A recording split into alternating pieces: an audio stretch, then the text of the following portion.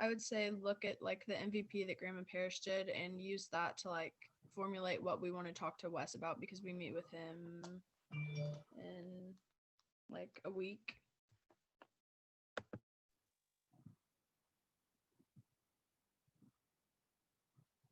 Awesome. At least one more person. Oh, Graham, the video committee needs to make some logistical decisions now that we have completed the MVP. You want to specify a little bit on maybe some of the areas that you'd have to make some decisions on? Yeah, or someone else. You guys will see it in the video. I was gonna say, it's pretty good. I think the editing is good, and it's a good signifier of what we want from Wes and the video production committee. Everything else turned out great. It's kind of a bit dry considering it's kind of just an onslaught of questions, and it's a bit long, and I only included like 30% of the questions we asked, so we might have to kind of fine tune our questions into shorter, smaller branches, or just focus on following up with our initial prompts, because it was very like very broad. So there were all sorts of topics. If anyone would like, after we watch it, I have all the footage on my computer, so I can dump all of it on YouTube if you want to see the whole thing. But I had to cut it down because it is very, very dry. Awesome. And those are things that we would probably not know until we did the MVP. So good on you and Parrish for, where is Parrish? Anyways, that's not, maybe he sent a report and I didn't look at it. But yeah. He's in class right now. Here soon. Oh, gotcha. Yeah, that's fine. Academics, number one. Yeah, so good on you guys for doing that and helping us move the project forward. That's awesome. Love to hear that. Well, I wanted to just talk about the MVP process, just so we're clear. It's part of, if you remember in Lean Startup, the sort of approach to getting things going, developing social enterprises. The first step is build. Do you remember the second and third step? Measure and learn. Right, exactly. So what do you build? In this case, it's your MVP. What do you do next then? Build. Measure and learn from it. Yeah. So what are we measuring from the video?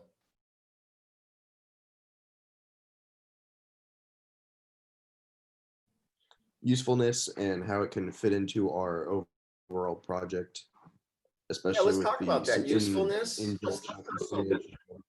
Say the last one again. Just its place and its role in our overall project and in junction with the simulation committee, how we can fit the two together. Good, excellent. Those are great. Any other things we want to measure from it? How engaging it is. Good, how engaging it is. Or I don't know if this would be a way to say it, but would teens watch it? Right, like and that's where you guys come in. You're the audience. You would know, or you can kind of imagine your friends and the different people you know at school. Would they watch it? Great. Any others?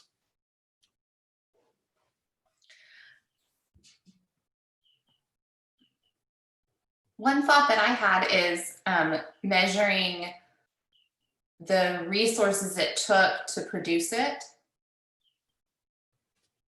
How long did it take? How many people, like what effort was put into it to produce the video?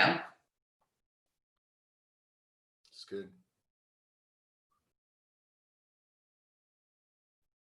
What are the outcomes you want the videos to produce? Because that's how you should evaluate it. Don't evaluate it on like, will it win an Emmy? Because that's not, we're not going for, or grant, I don't know, whatever the awards are, Academy Award. We're not going for that. We're not going for best musical score. So what is it? What is realistically what we'd like the videos to produce? Evoke. Usually I think of outcomes and things like this in terms of how do we want people to think? How do we want people to feel? And what do we want people to do? Think, feel, behave.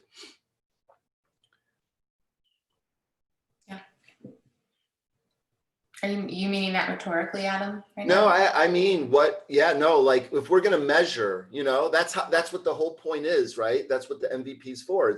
It's minimally viable product. So you can build it without putting too many resources into it, Mhm. but you can test out your fundamental premise. So what is the fundamental premise, for example, of the videos? If we make videos, then, Mhm. and that's what we should measure. Gotcha. Yeah, I think it's something I think we can answer now, but I also think it's something for both groups as you're working and building, to maybe one of the tasks within your group is to start typing out some of these things. What do we want it to measure? What do we want, Well, I'm hoping that that's already done. Did you guys do outcomes for the video? So then, I think we do. go ahead. We do have some outcomes written down as the video committee, but I think the video committee and the simulation committee just needs to watch it, so I can kind of talk about at least what I gleaned from my experience of doing it, and then of course other people can make comments after watching it. Okay, good. So, right, exactly. But I'm just trying to cue us. So because this is how they do it in Lean Startup, is they would go, all right, we built our MVP so that we could test these assumptions and find out what our customers would want from it. And they're never expected. It's never expected an MVP is going to just be like a hole in one. That's ridiculous. So get rid of any of those expectations. Just get the essence of what was trying to be done and see if it comes across, so we can then do what? Build, measure, and then learn. That's the big payoff. That's why we're doing all of this. That's the big payoff.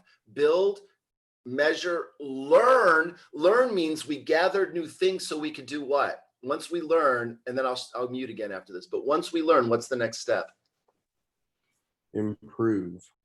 Yes, or build, the next build. But yes, that's exactly right. An improved build. Perfect. And those are called iterations. So if you ever in the entrepreneur world, you'll hear people talk about iterating. It's like a cool word, but that's all that means, is just cycling through those 3 steps over and over and over until you get to, whatever you may never feel like something is complete. When you think about, like, apps are always updating, they're always iterating to make it better. There's always a new iPhone, so. And what I love about this philosophy is it truly embraces the idea of not perfection, progression. Your job is not to be perfect. The video is not meant to be perfect. The first simulations aren't meant to be perfect. It's meant to get something out there that's testable. And then the next iteration will be better. And then the faster you go through your iterations, as Emily was describing, then that's called cycle time. And really effective groups have really high cycle time. So if you can now get through this build, measure, learn process faster, as a group, you're more effective. If you were a company, you'd be more effective. If you were a team, you'd be more effective.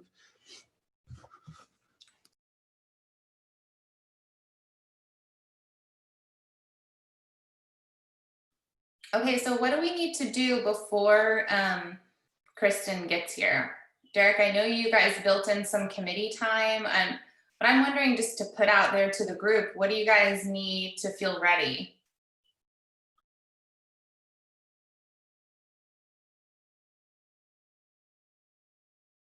Sorry, what time are we meeting with Kristen? She's coming at 10.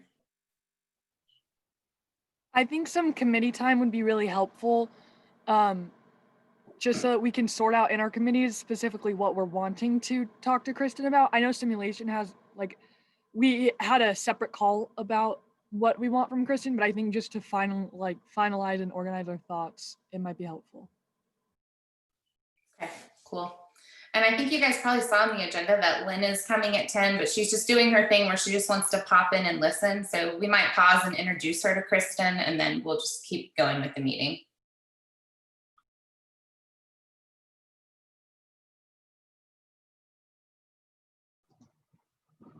Awesome.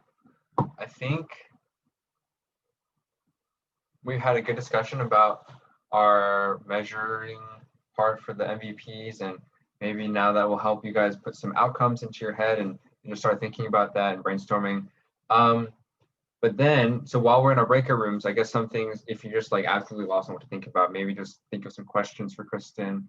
Maybe compile them all in a big list so that whenever she's done with her talk at the beginning, you guys can ask her some stuff and get some progress. Get some info from the expert. Okay, I'm gonna make breakout rooms really quickly. And then I will open them.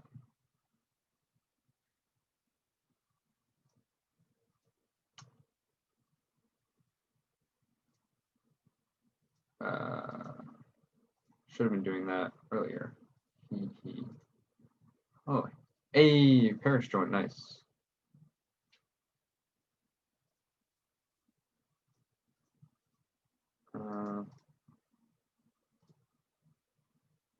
Okay. I think that's it.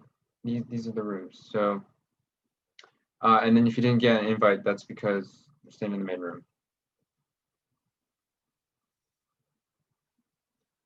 I'll bring everybody back at 9:58 or whenever Lynn and Kristen join. I'll post in another message for that.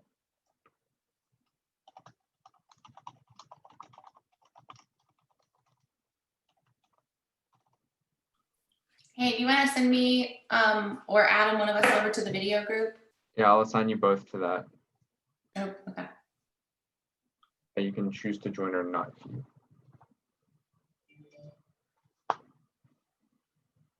Cool. Do we get Adam today? I'll chill for a few. If you don't want to kick me out, I'll stay. Awesome. Okay, so just to debrief for the people who weren't here 2 days ago, yeah, Wednesday, we just kind of went over, let me share my screen. We went over what questions we wanted to ask. Oh, am I sharing the right screen? I don't think so.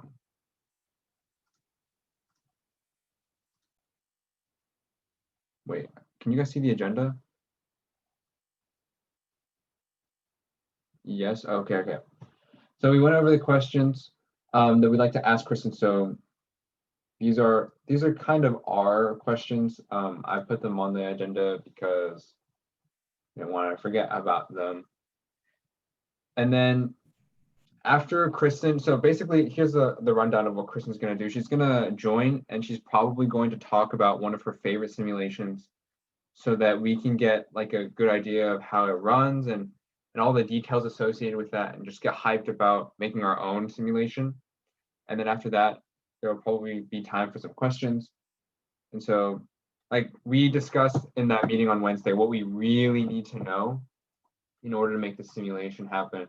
And so like one of the questions is, what do we need for an MVP? And then like we also need to know what's the typical SP to participant ratio. So that dictates how like big our size is going to be. But yeah, what other, I mean, like, I know you guys can read. So what other questions do you guys think that we need to ask in order to make progress on our MVP and in simulations in general?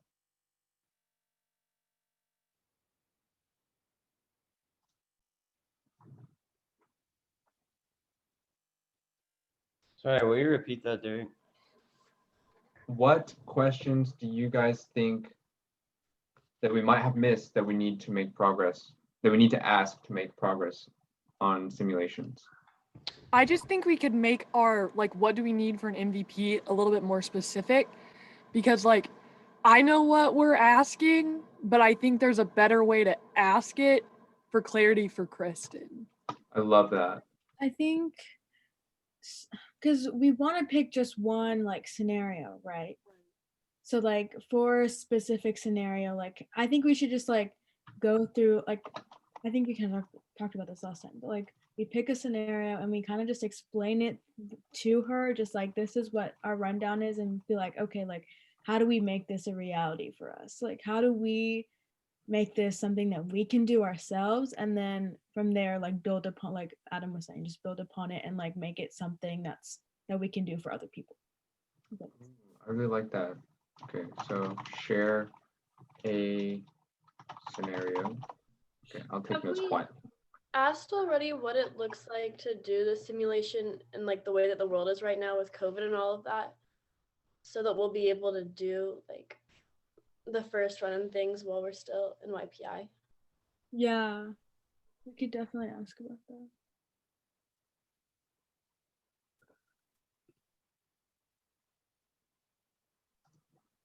Sorry, I was typing notes. Nina, did you end up answering Tori's question? Yeah, so Toria was asking if we should ask Kristen about like how we're gonna do this during COVID, like if this is gonna was that what you were asking, Tori, like whether it's gonna be like online or in person? I think we should.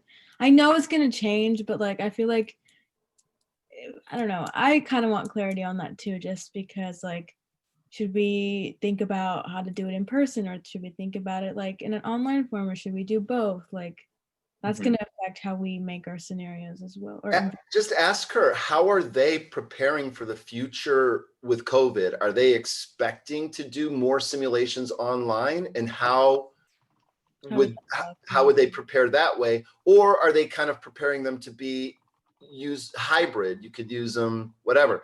I think that's really good, Nina. Excellent. You guys are, and all these, the discussion's really good. And I just want to offer this for your consideration, that if we were to just get to what is it you all really need in order to produce some really good simulations, what do you think that is?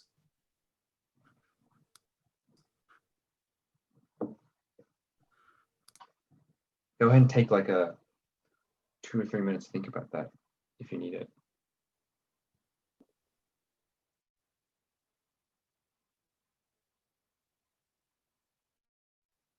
Yeah, just I'll talk through it. Just keep thinking. But as you guys have done this for the last few, couple months, work through scenarios, learning what they're about and trying to come up with them, and you're at where you're at now, what is it that you think, what, if we just had this, it would just, we'd be able to we'd get done faster. We'd make so much more progress. So we just had this. Is it a technique? Is it knowledge? Is it experience or something? Is it, what, if you knew something? Yeah, go ahead. Julian. I was gonna say, I think for me at least, I think we need like a list of criteria of what specifically Kristen wants from us. I know she's given us like things to do in the past, but I know she needs specific things for these MVPs to work, and we don't know what those are. And so it's hard to create this MVP when we don't know specifically what we're just like being asked of. Yep. Yeah, because like all we know is the simulation that C11 did, or the Power simulation if you went through that, or in her shoes if you went through that. So like, and this obviously is very different than those like simulations, and it targets different like areas and different what's the word, like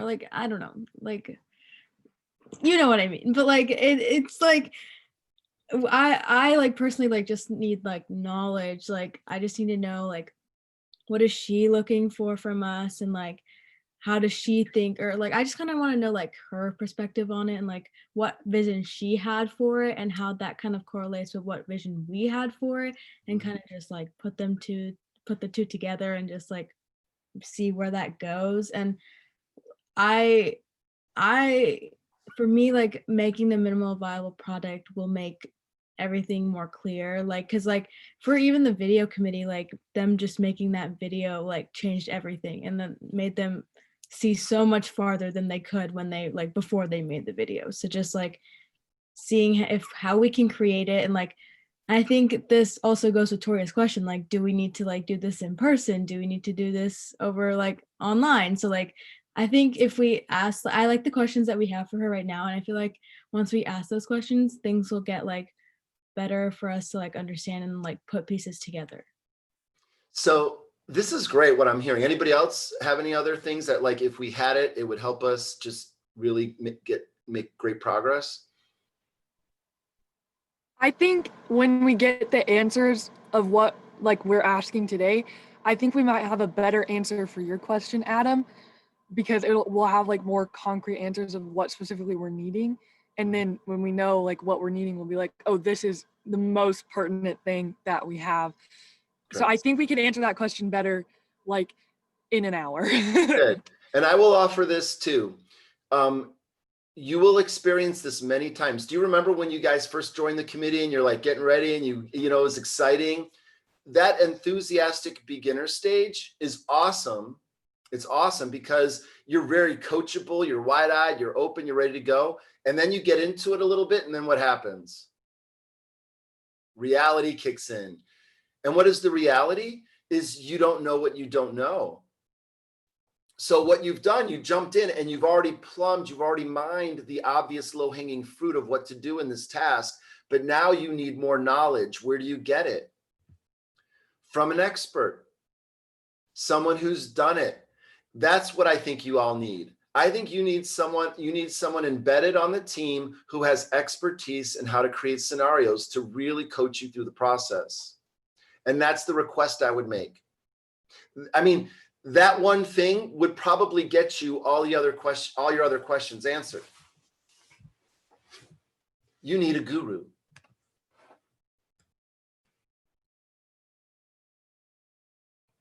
And that by the way, that what I just said is an answer to a lot of questions in life. You know, gurus, you need a guru depending on, a guru is situation specific. So if someone says I'm a guru about everything, be very suspicious. And no one says guru. Guru is a very specific term, by the way. I mean, I wouldn't use that term. Let's use the word expert. Who's fine? Do you know any experts on making simulations? Kristen. So I would make that request and see what she says. What would really help us is if we had blank, because here's what I know about you guys. You're willing to do the work and you have more than adequate brain power. As I look at each of you, I'm like, okay, we should not call this a committee. We should just call this a big brain convention. And who invited the old guy? You know, that's what it should be called. And you guys are the big brain convention and I'm the old guy, in case you were wondering. So no doubt you could do this. It's just you need somebody who's an expert to guide you through this. And then, what do you think? So we would ask her if she would be willing to kind of guide us through this process and just help us create that MVP.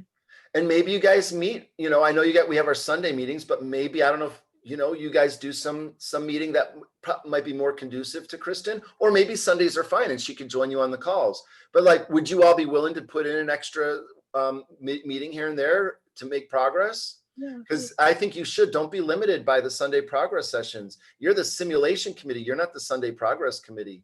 You're the simulation committee, and Sunday progress is just a resource. Make sense? That was good. That sounded good.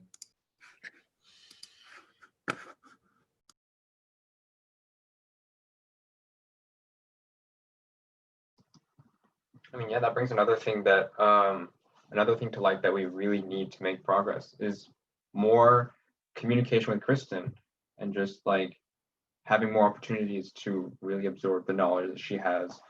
And we've already like started putting in the extra work. Like, I mean, this Wednesday we met for like half an hour-ish about how to prepare for meeting with Kristen. So like, this isn't something new to us either.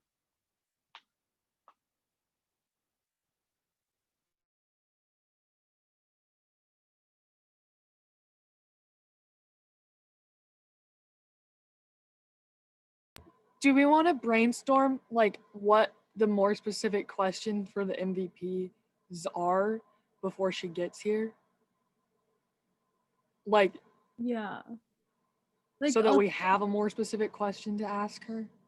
Didn't we decide that we wanted to show the Monty Python scenario? Yeah, you're right.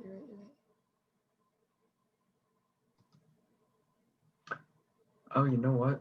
Yeah, okay. Wasn't that the plan? I don't remember. Yeah. The plan was to show a low and a high heat. So Monty Python is a high heat, and then The group discussion was too. yeah. So specific question. Well, let's all think about that. What's something specific that we can ask for what we need for an MVP? I think we could narrow it down. Like, are we talking like a human resource that we need for our MVP? What, like, I don't know. I think we can just be more specific about it. Yeah, I like that train of thought. Let's take like the last minute or so. Just think about it. And if you have an idea, put it in the chat. Or you've got a Miro board, so you can put it on there too. If the thought comes to you while Kristen's talking or something.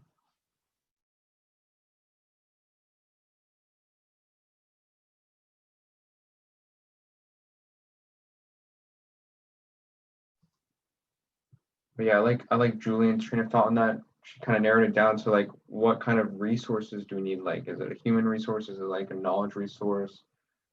Is it some other kind of resource that I don't know the name of?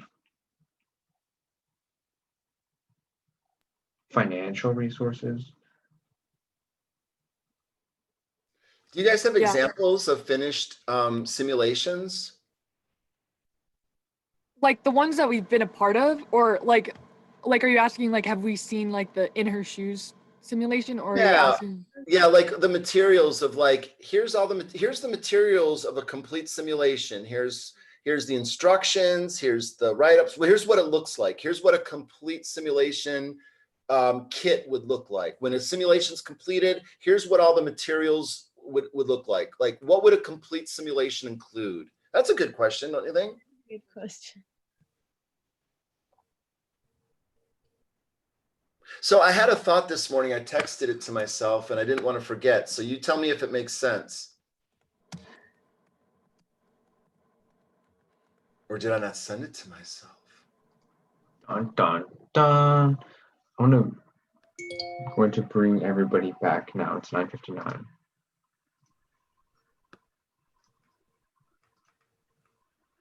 I forgot my quote. Sorry to leave you hanging. Well, the quote, I mean, I called it Adam's razor. Oh, I wrote it down. I didn't send it to myself.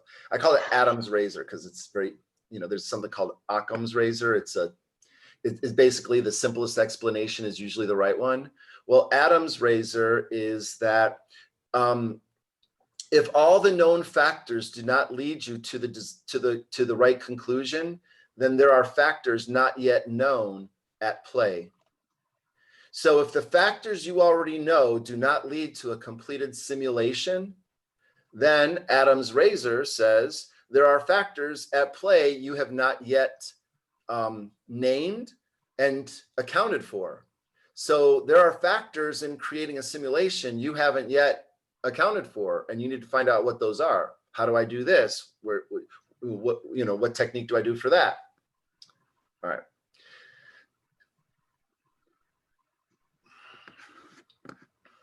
Hello, everybody again.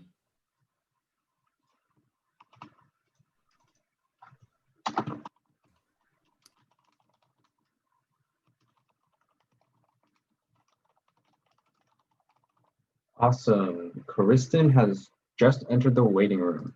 I'm admitting her now. Hello, Kristen. Oh, and who's Melody? Is that Lynn? Hey, it's Melody's my center manager. I invited her. Oh, right. Okay. Sorry. How's it going, y'all? Good. Great. Okay, I'm working in my office, so I'm still getting oriented because I've been at home so often. So let me do some screen rearranging really quick, okay? Take your time. Thanks. Glad you're here.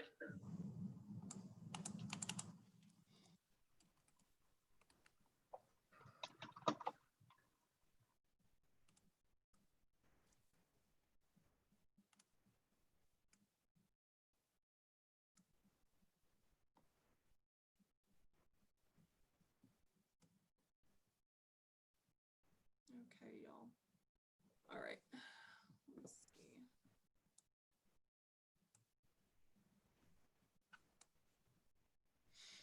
Okay. Good, good. And let's see, Derek, how do you see this time going with Kristen? What's the sequence of events? Well, I think Kristen and we talked about maybe presenting one of your favorite simulations to get the cohort really hyped up about simulations. And I know that's totally gonna happen because you exude a lot of energy and I love that. And then after, it's really like however Kristen wants to take it, but then we've got a couple of questions lined up for you. And then also we've got committee work time. So we're going to split off into that. And either then both committees will have something for you and some questions to ask or things to show you. But there's going to be a break in between that. So you're going to like, let's see, we're going to have like a 10-minute break in between you talking about your favorite simulations and then like some other questions, a break, and then we're going to go into committee work time. So that's how I see it going. But one thing that I've learned is that it usually doesn't go the way that you plan, but that's totally fine because sometimes just the natural way is like the best way. So instead of trying to force it onto something that you've already pre-planned. Yeah, so can I ask, how much time do you anticipate spending before the break? Up until 10:45 is when we have planned for. Great. Okay. I went ahead and created a really basic PowerPoint presentation just to give everybody a little bit more information about simulation. I know this is a brand new concept for most of everybody, so Melody and I kind of worked together to develop this. It's very simple. I encourage you as we're going through it, please stop me and ask questions, okay? So am I allowed to share my screen? Let me, oopsies. Yeah, I think you can. Okay.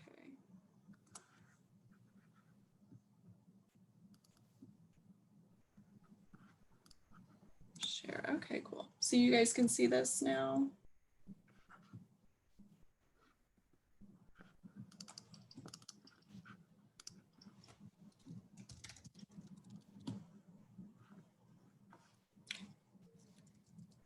Can everybody see that okay?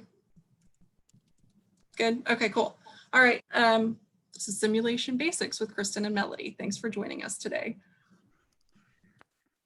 So I'm gonna skip that because I didn't work on that as much as I wanted to. So I wanted to introduce first simulation as a pedagogy, which is a teaching methodology.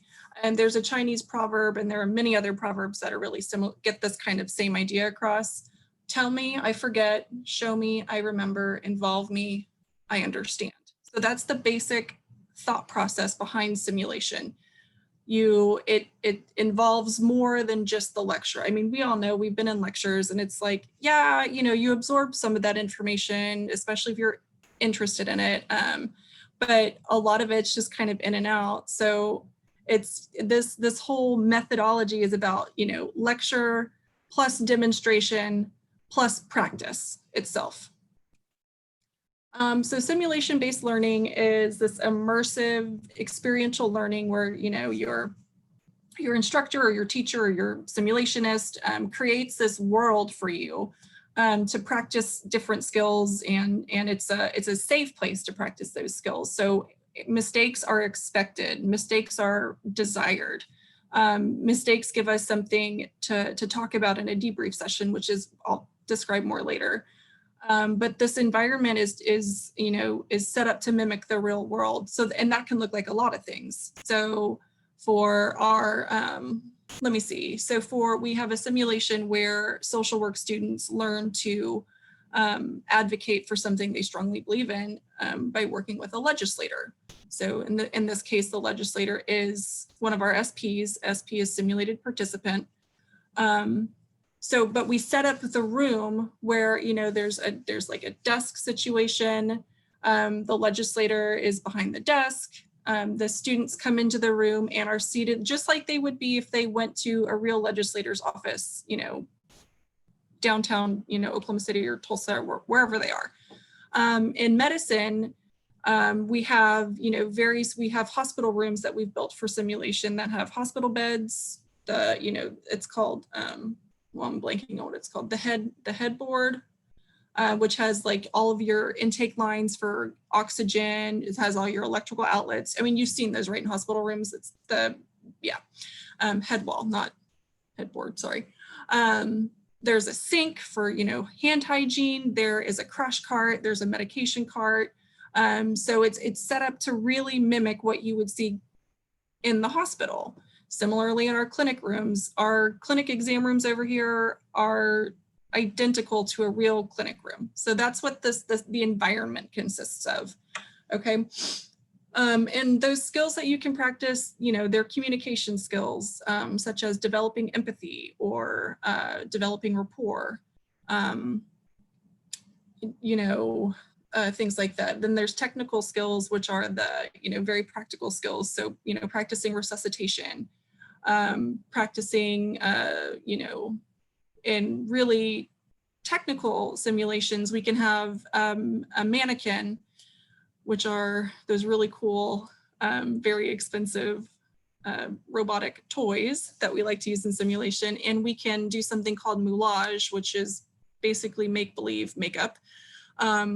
And say the scenario is that a patient was brought in by EMS because they were in this terrible car accident. Now they have this huge laceration on their upper thigh. So you can actually moulage a laceration on the upper thigh. And then the practical skill, one of the technical skills that the learners may be practicing is suturing up an actively bleeding laceration, because yes, we can make them actively bleed. Really cool stuff. Yeah, so that's kind of the basics behind the learning style. As you might imagine, as we talked about last time, simulations have a lot of different components to them. So there's, you know, usually a didactic session where you're teaching. Actually, I'm sorry, I'm getting ahead of myself. I always do this, I get so excited. You have a didactic session, learning objectives, which if you'll remember from last time are super critical. A pre-brief plan, your case or scenario, your simulation logistics, and your debrief plan. And so now I'll talk about those individually. Didactics are usually lecture-based teaching sessions where you're introducing the skills or teaching the skills that will eventually be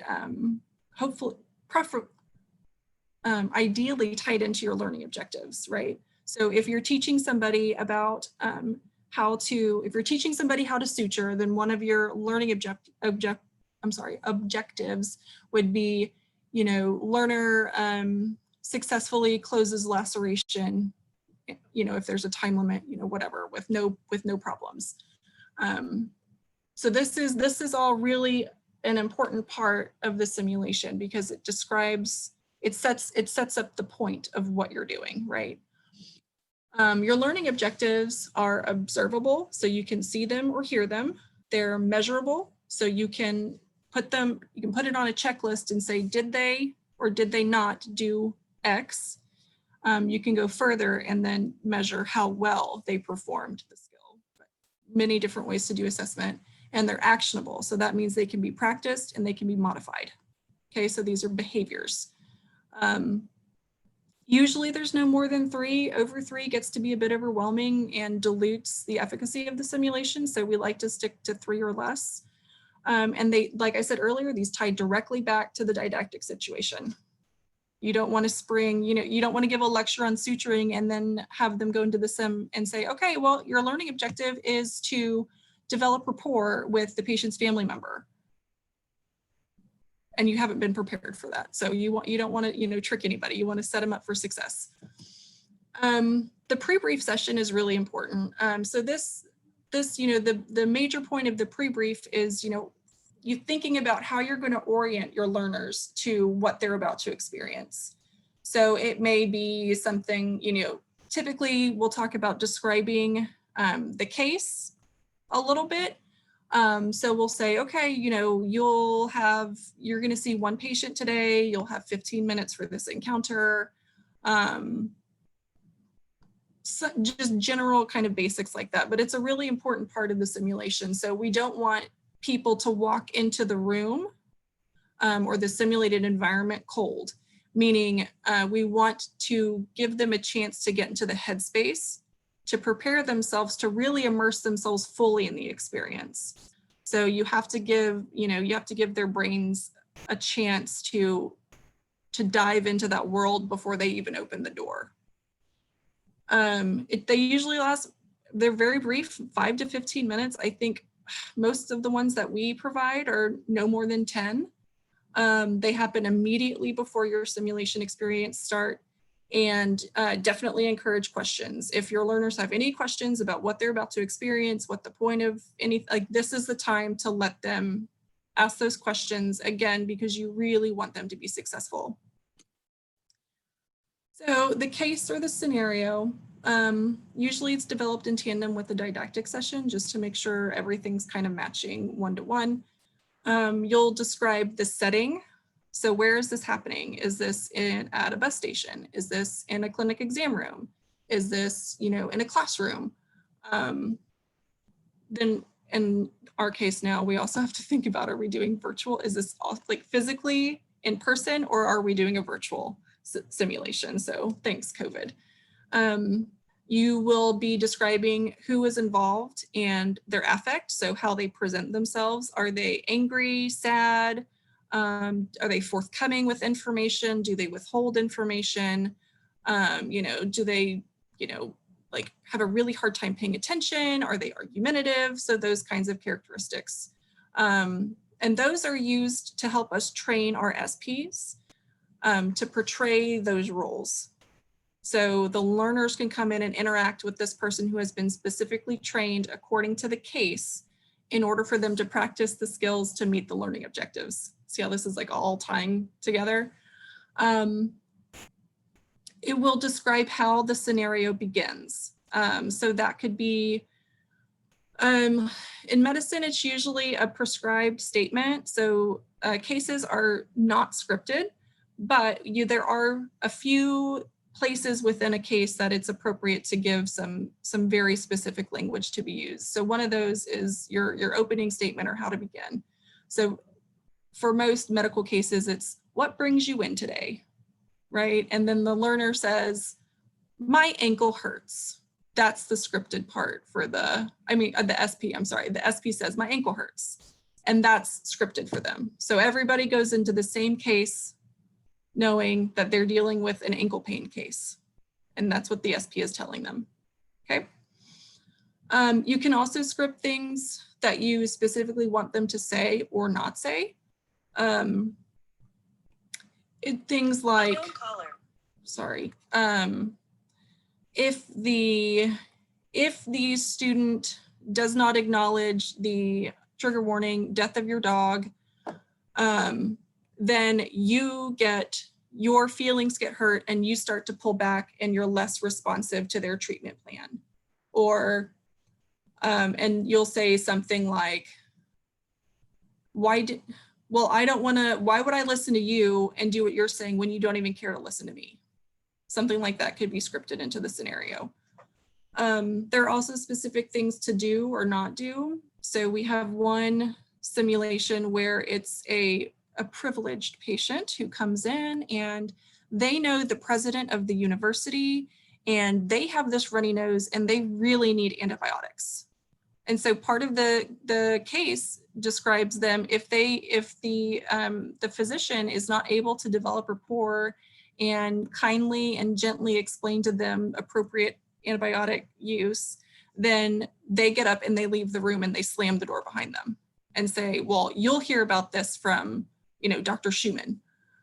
So, and that's a really, really fun one. We have one SP in particular who loves portraying that case and she's amazing. She puts her pearls on and everything. It's great. And then this also describes how the encounter progresses. So is there a turning point? If in a lot of social simulations, for example, we'll say, okay, when the learner, when you feel the learner has developed rapport with you, then you really open up and answer their questions very honestly and very quickly so they can get everything they need to get out of you, okay? The logistics are, basic stuff, but also critically important. How long are the SPs and learners in the experience together? Are we going to include feedback from the SPs at the end of the simulation? Are your faculty or instructors going to be providing feedback at the end of the simulation? Is there any kind of assessment, or is there a checklist to see if you've met those learning objectives? And then really on our side, the logistics require very specific pieces of information, like how many learners are you running through? I think this is in my next slide on things to consider, but I'll talk about it here too. So how many learners, how much time do you have, an agenda for the day. So we take all of what you want to do and make it work in the simulation side. The debrief session is absolutely the most important part of simulation. This is why we do simulation. So this is where we get back together as a large group and we talk about what we just experienced. Typically we use what's called the plus delta method. So what did you do well and where can you improve, or what would you do differently next time, right? So plus is your positive, delta is change. They use that for every one of their meetings, Kristen. Well, then you're experts. Perfect. They are. Amazing. And typically the debrief sessions, you know, start with an open-ended question like, you know, how did that go today? Is there anything that really, and then, you know, is there anything that really stood out? Blah, blah, blah, blah, blah. There is this rule that says that the debrief time should be twice as long as the time you spend simulating, but really the debrief sessions should last as long as it needs to. So you should plan to have plenty of time to sit and just discuss and kind of, you know, simmer with what you just experienced. And it's a safe place to talk about, you know, what was comfortable, what was uncomfortable. You know, it's incredible to be a part of these debrief sessions and you see just light bulbs clicking for people and in discussing their feelings and their individual experiences with their SPs, you know, there's a lot of like really, this sounds so derpy, like really magical connecting that happens. And you get to know your colleagues and your peers in a different way. And it's really beautiful. But yeah, critically important for sure. Okay, so like I said earlier, there are several things to consider. Who is in your intended learner group? What's their familiarity with sim? I mean, if these are if they've never been in simulation before, that tells us that, you know, that pre-brief session or the orientation, if provided by simulationists, which we recommend, should be a little bit more involved. And perhaps, you know, part of your didactic session includes an introduction to simulation and kind of a what to expect. What is the skill level with these identified skills that map onto your learning objectives? What's the point of the sim? So why are we doing this, right? This is your learning objectives. We are doing this simulation to teach X. Where is it taking place? So again, is it, you know, face-to-face? Is it virtual? Is it in the sim center? Is it in, you can do in situ simulation, which is typically done in on the medical side, but it's, you know, in the hospital in an actual patient room or in the actual ER. That's in situ. How many learners are participating? And then how much time do you have? So we can, you know, help guide how long your didactics should be to do the kind of simulation you want to do and leave sufficient time for a really robust debrief session. Okay, I hit you hard and fast. As I do. Melody knows. Do you have any questions? Kristen, I was wondering for the time sessions, is there like a general amount of time that you like, do most simulations last about the same amount of time, or are they all different depending on what exactly you're needing? Yeah, that's a really great question, and we get that a lot. It really depends. I got, you know, Derek and Edie sent me a really nice list of questions, and Melody and I sat down to answer them, and we found ourselves saying, well, it depends. It depends on if they want to do this, or it depends on if they want to do that, which I know is the most frustrating. Believe me, I hate it when I get that answer. But, you know, here we are. Such is the world. So, my daughter's coming in. Yes, baby, I'm on a call. Is it lunch yet? No. I'm hungry. Go get a snack out of your bag. I don't want a snack. Okay, then have a seat and be quiet, please. Yeah. Thank you. Yeah, so it depends. We do a lot of, you know, it depends on what you're trying to simulate. So for example, in our, with our medical students, usually clinic visits are 15 minutes long. So so our simulations that, you know, simulate clinic experiences are 15 minutes long. So within that 15 minutes, you have to accomplish these things with a person a human who talks and wants to tell stories and gets off track, right? The human element of all of this is the most interesting part. You like my bat? I do, that's why I have it. Can you please step down? Thank you. Then there are other things, and simulation is moving towards competency-based simulation, which I am a huge fan of, and that means you simulate and you practice until you get it. So however long that takes, right? That one's harder to plan for. You plan, more in like half-day sessions for that kind of simulation, but that's where, in the education world, things are moving towards competency-based assessment. So we in simulation have to be prepared to move towards that as well. For conversation-based simulations, 10 to 15 minutes is a good amount of time. I wouldn't go any longer than that because things can just get awkward. And we want to avoid that. So does that help? Okay, cool. A Melody, jump in if you disagree with me. Tell me I'm wrong. Any other questions? Or just feedback too, like even before questions, what's your reaction to what you heard? I thought it was really helpful. I took pictures of a couple of slides that I thought were really super helpful. I'm a visual person, so I like seeing it all laid out like that in a list was just the best thing. But I think just going through that, and specifically like with your knowledge and expertise, like it was really helpful for me to know specifically what I'm working towards.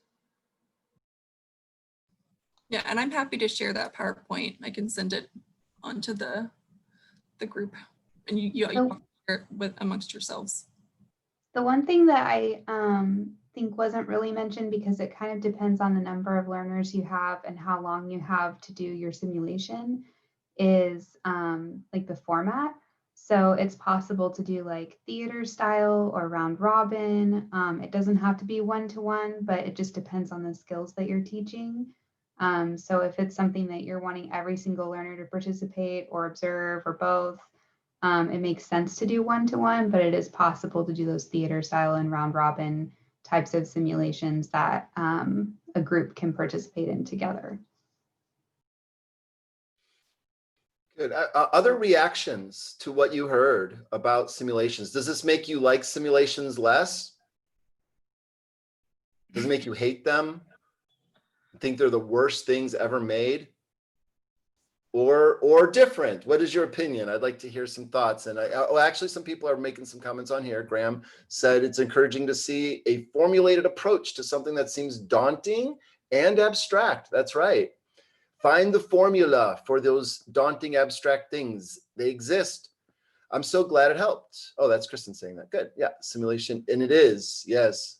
An outline structure, very helpful. Anybody want to use their talkie voice?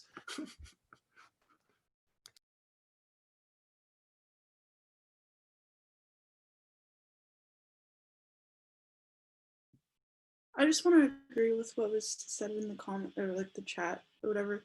I agree that like the idea of a simulation, to me, what kind of like veered me away from it at first was the idea, like I had no idea of what would go on with it. Like it's such an abstract concept to me, but like seeing that there is a structure to it that we could like go off of is really helpful in me like understanding like this is a really good tool to use, that it's not as abstract as I think I personally think it is.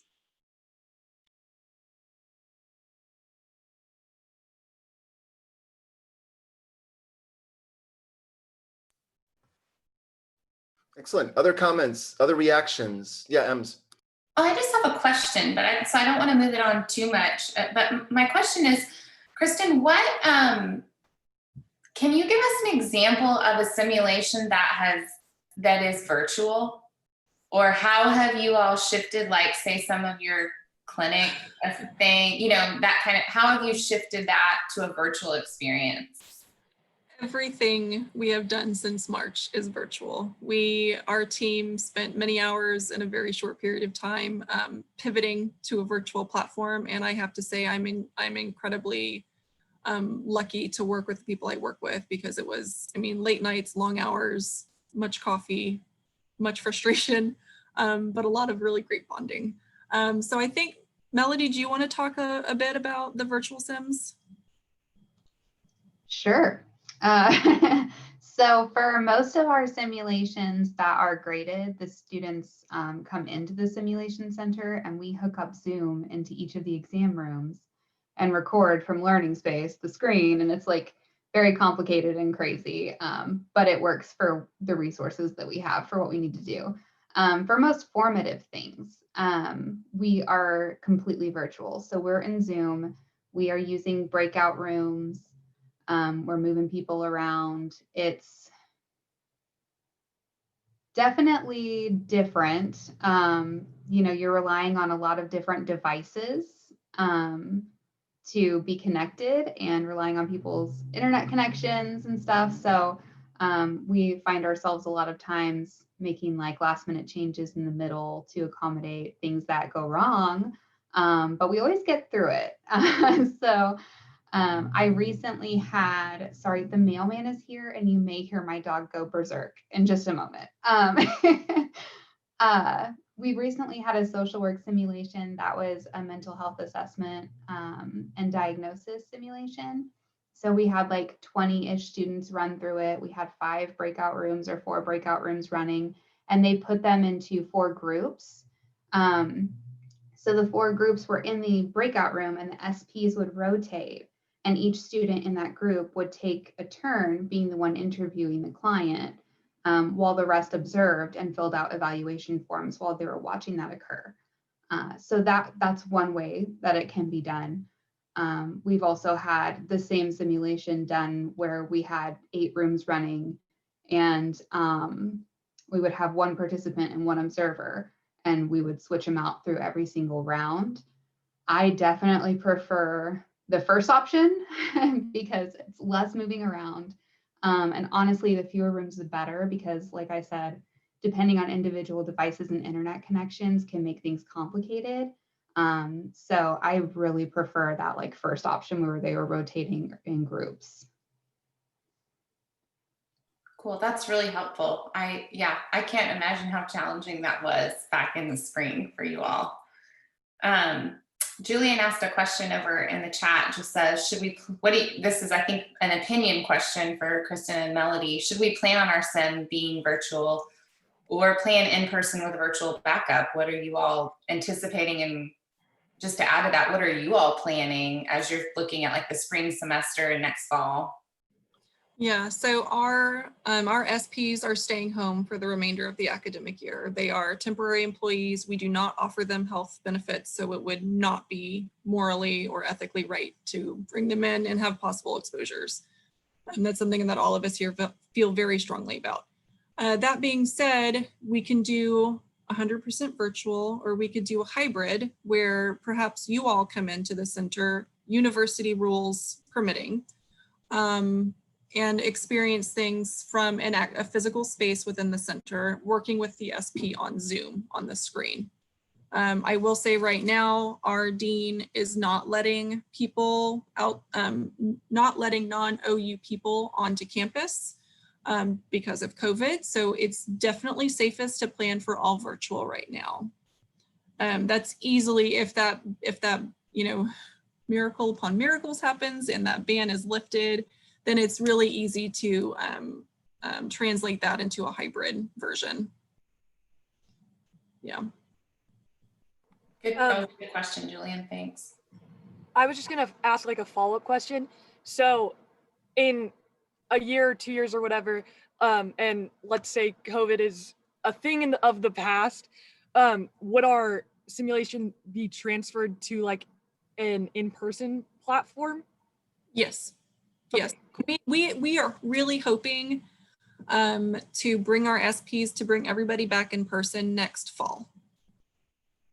Obviously, that just, if we're able to do that, we will, but if things don't go like we want them to, then we won't. But yes, eventually I do see, I prefer, I mean, there is a specific time and place for virtual simulations. I mean, telehealth encounters makes perfect sense, right? But for these skills development, it is different doing things screen to screen versus face to face. And it's a much more robust experience when you are bodies in a room together, right? Because there's almost like that, what's it called? Keyboard warriors. So you're still protected by a screen, right? So maybe you're a little bit more, you're a little bit more aggressive via Zoom. But if you have that person in the room with you, it's more difficult to be mean typically, unless you're a mean person.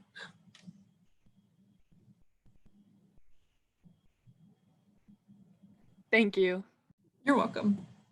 So I wanted to ask, does simulation, does it seem more achievable and feasible now?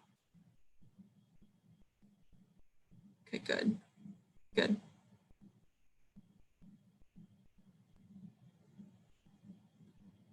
Y'all have any other questions about, literally anything relating to simulation? I had one question. For simulations with a larger amount of prior knowledge or lectures needed, how much extra time for these lectures and like research of concepts do you allocate for simulation? Sure. So if you're dealing with a group of novice, like super novice learners, what we typically recommend is you assign pre-readings.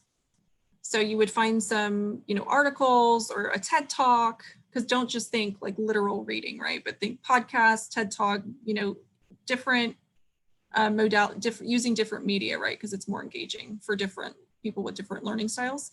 So assign some pre-readings of some kind, perhaps have, like a discussion board based discussion or, something in Google Docs to talk about, what you've read, but something that holds the people accountable for those assignments.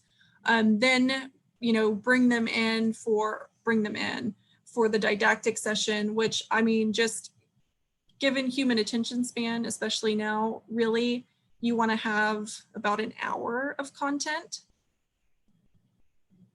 An hour of teaching content, and then a break, and then you could do demonstration content. So you can break that up. So really, that hour is in person?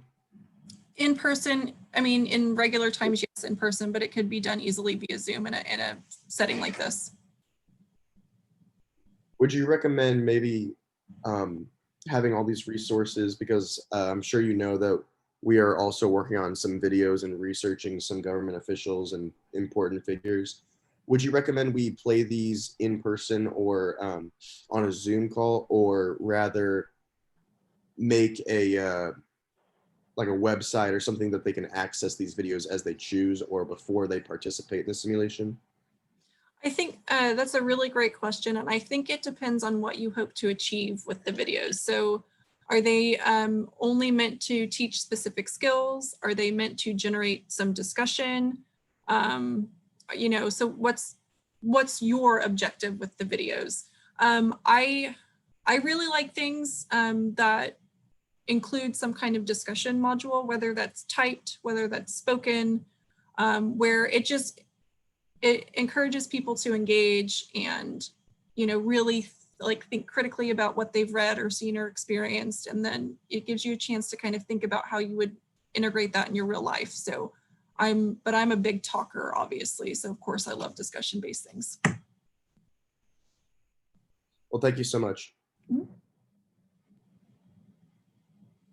Kristen, what is there like a minimum and maximum number of participants we should have? Obviously they're like 2 would be too few and like 100 may be too many. Is there like a good ratio?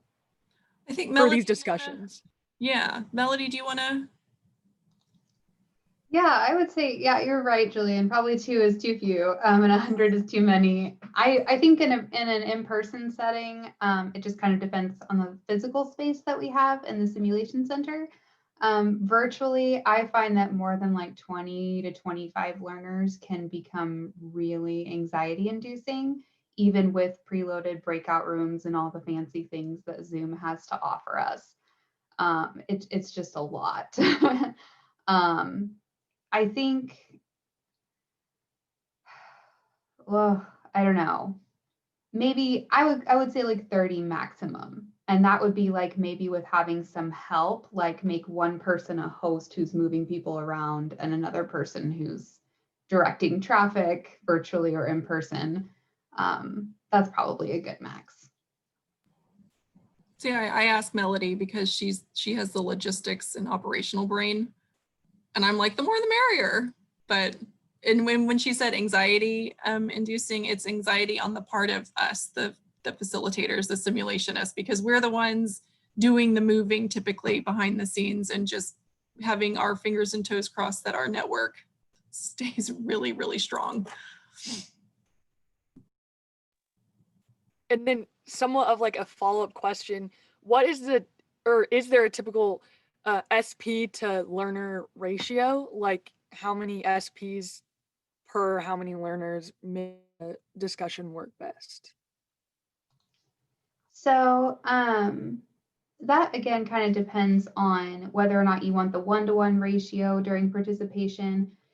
Typically, SPs are not invited to a post-encounter debrief session with the whole group. So if you do use SP feedback, that would occur immediately after the encounter, whether that's with the one participant or the participant and the observer, or the whole group after like a round robin thing. That's possible to do. So that just depends on how many people you want to run through those encounters. And it is always an option as well to not have SP feedback if you feel like it's going to be redundant with the information that you're going to discuss during your debrief. It says you don't have to have it. Yeah, the SP feedback is really helpful on the clinical or medical side because turns out healthcare providers sometimes need extra help with communication skills and engaging in conversation with people. So so the SP feedback is how they felt as the patient during that visit. Did they feel heard? Did they feel respected? Was it really awkward when when the student took their gown down without saying anything? Those are things that the SP feedback highlights.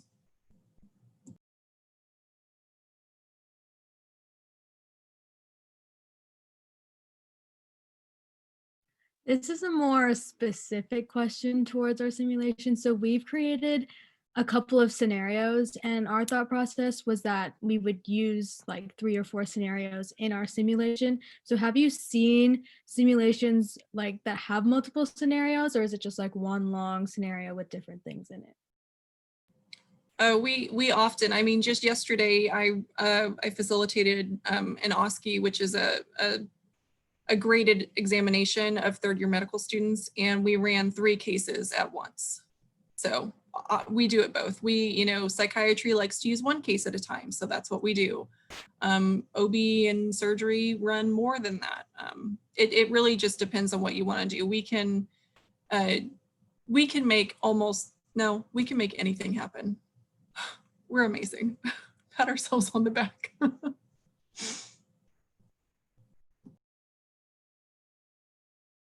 So I had a question about one of your slides.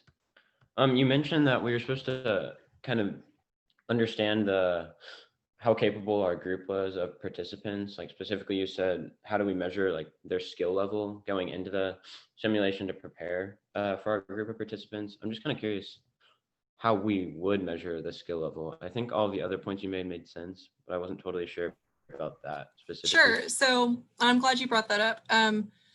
So there are a couple ways to do it. In y'all's case, who are your participants? Is it you all? Or is it other? So if we're talking about doing a pilot in a few months, who would the learners be for that pilot? I'm not sure. I imagine that we could participate. Yeah, maybe. Okay. Yeah, okay. So you can, when you're recruiting people to participate in the simulation, you can have a discussion about some of these topics, just like a loose organic conversation, and measure engagement of people. You can do a formal assessment. Often what we do is a formal assessment, like a survey of some kind. You know, have you heard of this term? Have you experienced this before? What is your, you know, comfort level, knowledge, familiarity with XYZ? And we do that quite often. And whether that's, you know, there are many different survey platforms to use, whether it's paper-based, which I don't recommend, you know, versus any of the online-based, web-based survey sites. And that would determine just like the pace of the simulation or the content. Yeah, yeah. A lot of times, what we generally recommend is plan for completely novice learners, and then as you know, as you get assessment data back, and even as you're running through the didactic session, you just take the temperature of the room and speed up as you need to and slow down as you need to. I wish I could give more specific guidance on that, but it just varies from group to group and day to day. But that pre-assessment data really helps you plan for your didactic session.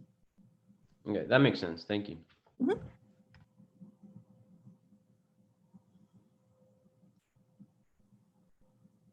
This is like a follow-up question to Miller's question. That pre-survey information where we would gather like what our group, like their base knowledge coming into this. Obviously that's gonna be different with every group. Like if we did it with our group, it may be higher because we're studying these things. But if we have a younger cohort, and if we did it with them, they might not know as much just because they're not studying this like we are. So would we then would this be done in before they even show up to the session, so that we could like possibly tailor it a little bit more to each group's base knowledge level? Yeah, ideally, yes. Ideally, yes. I've worked in research for about a decade, which makes me incredibly old, and that makes me sad. But often what you see with survey data is it's very easy to ignore an email, right? But when you're in person day of, it's really hard to ignore a paper version of that survey sitting right in front of you on a table. So you can do a hybrid method. I mean, like I said, ideally you get that data before the day of, so you can evaluate it, you can go through and make tweaks, make changes, make sure it fits your learner group that's coming in. But you can also do it, you know, day of, and then make changes on the fly as you're more experienced giving providing the lecture or the teaching information.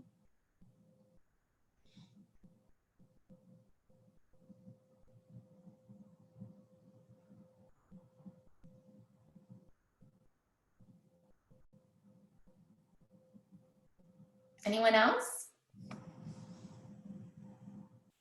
Well, I think it's almost break time, but is anybody like excited about this now? Because I live for excitement, so at least a little not hating it. Definitely. Kristen, have you ever taken the StrengthsFinder assessment, and or do you think you know what your Enneagram number might be? I have not taken StrengthsFinder, and I have done my Enneagram, but I don't remember what it is. But Melody is over here chuckling because she's. Melody, what do you think you and Kristen's Enneagram numbers are? I think that Kristen is an 8. Really? I do. I'm a 1-wing 9. Okay. Which is no surprise with my logistical brain. Cool. Okay. Well, I'm gonna do during the break. I'll find a little quiz online, and then I'll come back and tell you what I am. And then should we create an Enneagram simulation? Would you like that, Melody?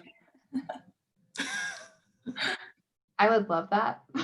Yeah, I think you and Emily should create it and then start a podcast and become famous and fund the Youth Philanthropy Initiative going forward. I have a whole highlight of Instagram stories on my Instagram of just Enneagram 1 stuff that I've shared. I really like it. See, she's already halfway there. I love it. Yeah. Okay, cool. Derek, what do we need to do? I have a question for Kristen. Oh, yeah. Okay.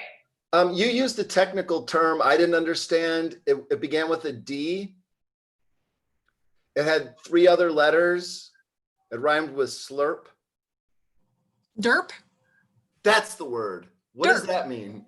Oh, like a derpy dog, like I don't know the word definition, but I can act it out for you. No, I'm kidding. All right, I just thought it was funny you said that. I thought it made you cool. Personally, I thought it made you cool when you said that, but me saying that makes you immediately uncool to this group for some reason. I don't understand it. I'm just kidding.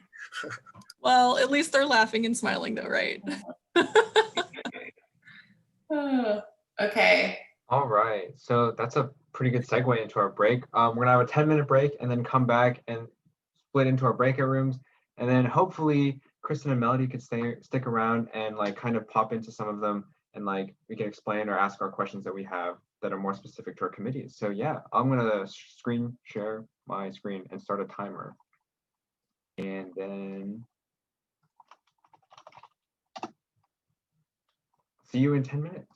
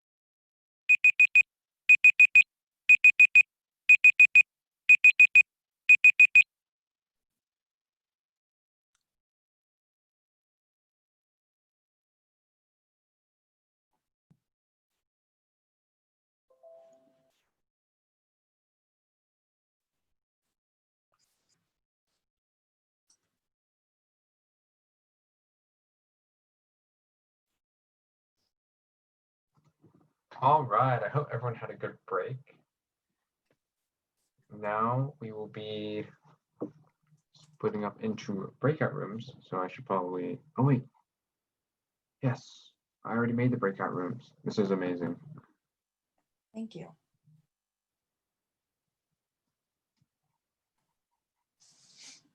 Okay, but yeah, Kristen and Melody, now that you're back, where would you guys, or like, I guess you guys can either both go into one room at a time and then swap, or you can both be in the same room. We have two committees, so you can like either both go into the same room at once or split. So what do you guys prefer? I think I'd like if we could go together into the video committee room first. Okay. Before we head into committees, I want to summon our awareness to good meeting behaviors. So could we just do a quick recap, maybe hear from a couple of you? What would be some good breakout meeting behaviors? Attentiveness. Very good.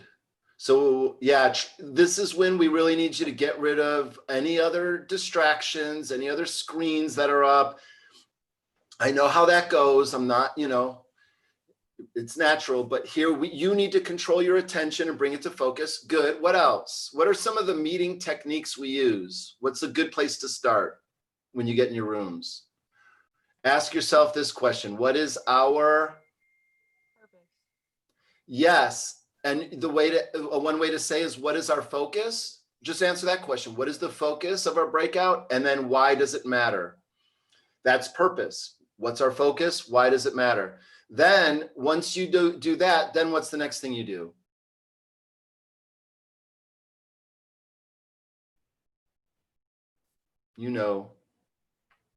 I know you know. After purpose, Outcomes. Outcomes. So and the way I ask outcomes is, what does thriving look like? What would it look like if we made meaningful progress? And then go from there. All right, that's all I wanted to say. So, and stay off mute, keep your cameras on, have a good meeting. Awesome. So each room is going to get about 20 minutes. So after 20 minutes, I'll probably send Kristen and Melody a message or something to head over to the other Zoom. But if you're like in the middle of talking, obviously like finish that first. Cool. I'm gonna open the breakout rooms and then start assigning people to them. And there we go. Lauren, Michael. I think that's everybody. Wait, Harper and Harper. 1, 2, 3, 4, 5, 6. So very unfortunate that Kristen didn't decide to come to simulation first, but it's okay, it's okay. I'm not hurt or anything. In this small group though, before hi Michael, hi Edie. I know you guys weren't here for that part, I don't think. But what did you guys think? Was it helpful? That was so much more helpful. Like, I think she like really laid out the basis of an effective simulation, and it really helped, like Julian was saying, like it helped just like seeing the structure and the order of everything. It was just like so much, like it was really pleasing to me, and I just like I got a lot out of it. So I think that helped like frame like, okay, now that we know that, like now we can ask like the more specific questions and like kind of move in that direction of creating that MVP. Yeah. I just want to say real quick, I want to get back to that. I do not want to lose that flow, but we have a couple new faces in this committee, so I wanted to address that. So hello, what's going on? I think Michael's frozen. Oh. Yeah. Oh, okay. I was gonna say Michael's definitely in the other group. Yeah. Okay, I thought because I thought there were some people who didn't have tasks on the other committee who might want to move over. Is that right? Yeah, I have talked to a couple of them. I think a couple of them started having tasks, so they were working with them. Okay. I don't know. Sounds good. Never all right, I just wanted to see, because I don't know if you guys need more people power on this committee or if you feel like we got it from here. I feel like we have good people power. All Yeah, right. I feel like we have a good group of people. All right. So yeah, back to what Emily was starting. Just what did you hear, and was it what you needed? I think so. I think a lot of that was helpful. A lot of like what we were talking about this morning was really helpful. And I took pictures of some of the slides that I thought were super helpful as well. And I can put those on the base camp. But I think like some of the questions we were even asking this morning, like about what's like the specifics of like the MVP kind of got answered. And I also think that, I don't know, I just thought it was super helpful. So I think we have more to jump off now to maybe even build stronger questions to ask Kristen for later. Yeah, that's a great point. This is something I was thinking while she was talking too. I was taking notes about like, okay, there's like a pre-survey, pre-reading or pre-assignments, the pre-brief, the scenario, like kind of the order of things that she lined out, all of which is super helpful. But here's what this is going to sound counterintuitive, but my encouragement to you all is to still keep it as simple as possible. Meaning, I think in hearing Kristen talk, she, because she has so much experience, she's got a lot of ideas, a lot of suggestions, and that for my type of brain can start to get a little overwhelming, So just my encouragement is just to maybe build out those sessions, but remember that you just need, what's the minimum, amount to sort of practice, meaning for your pre-assignments, you don't need to have a podcast, a reading assignment, a video, you know what I mean? This is just my encouragement to build those sessions out, but be thinking, how can I accomplish our outcomes in the simplest way, knowing I can add in some of these ideas in the next couple of iterations.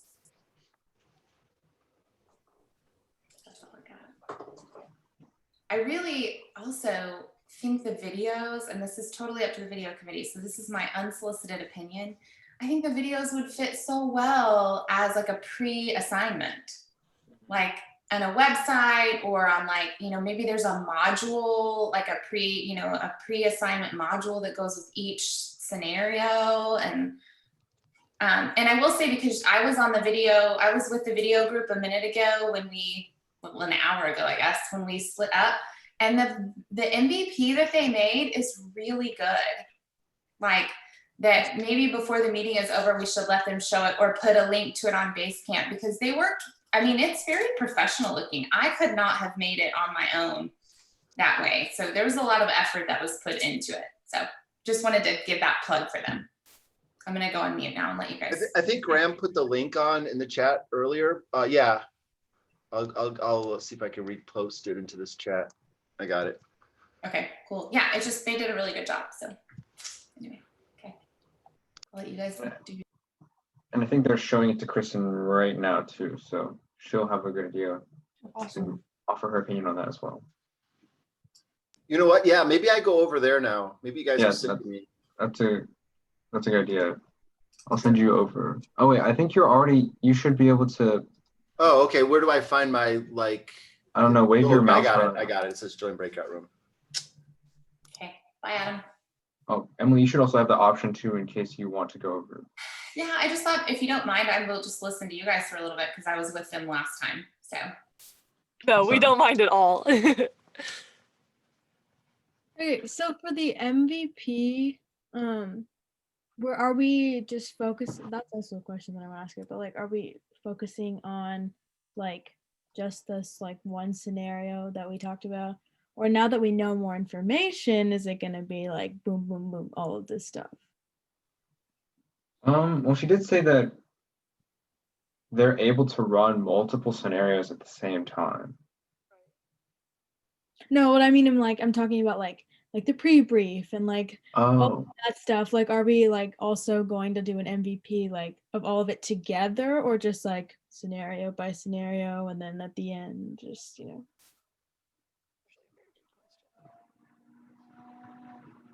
I think what might be helpful is because we had on our first little meeting, we had a list of questions, and if we could get that list of questions, if somebody wants to scroll real far up on the chat and take them and put them down here, so we just have like a condensed list of questions that we can just read off of for Kristen. I think that might be helpful. And Wait, are you talking about like questions like more specific question for MVP, share a scenario and ask her what we need to turn that into a simulation? Yes. How are this? Okay. And then the other question that I wrote down was, how is a sim center preparing for the future online or person? They already answered that one. They already answered that one, yeah. And then, so I'll just go ahead and cross that one out. And then also ask Kristen for complete simulation materials and like what completed simulation includes are the ones that I wrote down. If anyone scrolls up and finds more questions. I'd really like to explore more about the quiz before, because I really have no idea what that would look like. I just can't even imagine how you would test someone's ability to participate in civil conversations. So I'm curious about that. I think it's possible. I think we just have to ask the right questions. Like, I don't know. I think we could ask like how much experience they have in engaging in civil conversations. We could ask, like, do conversations around politics frustrate you or energize you? Like things like that, just to kind of get a base knowledge, and not necessarily at how well they are at having political conversations and like civil conversations around that, but maybe just more like, have you ever had that experience and what was it like? Because if everybody in the group says it was super frustrating, we're going to know, okay, maybe they're not the best at it because it didn't have a good outcome. But if they say, oh, they love it and they've had a great experience with it, then maybe they're more, either it's the other people in the group or it's them being able to hold these conversations better. Yeah, like how experienced they are. Yeah. And it might not be a like specific, okay, you got that one wrong, you got that one right, but just like gauging where they are. Well, and the point of this survey is to show that your simulation is effective. So that means that you build the questions on your outcomes or your learning objectives around that. So if the point of the simulation is to teach the skill of active listening, then maybe you gather some data by asking questions like, do they feel like they know how to do that? Have they experienced active listening when they've been in these conversations? Or maybe there's a scale of 1 to 10. How, 10 being all the time and 1 being never. How often do you feel like people, demonstrate active listening when they're talking to you? Or, just so you use those questions so you can basically reuse them in the post survey to see, did they learn anything? When Cohort 11 was doing their kind of pre and post assessment, it was all about their purpose. The purpose of their sim was to build empathy. So a lot of what they asked in the initial was like, what do you know about immigrants in Tulsa? How do you feel toward that? And then the follow-up was, how has that changed in any way? That makes sense. Plus you can play around with it in Google Forms, just practice. It's fun. If you're a data nerd, it's kind of fun. Yeah, I think we could base ours kind of off of what Cohort 11 did. Because I think, like, obviously the questions would be different in topic, but I think, like, they did ask good questions.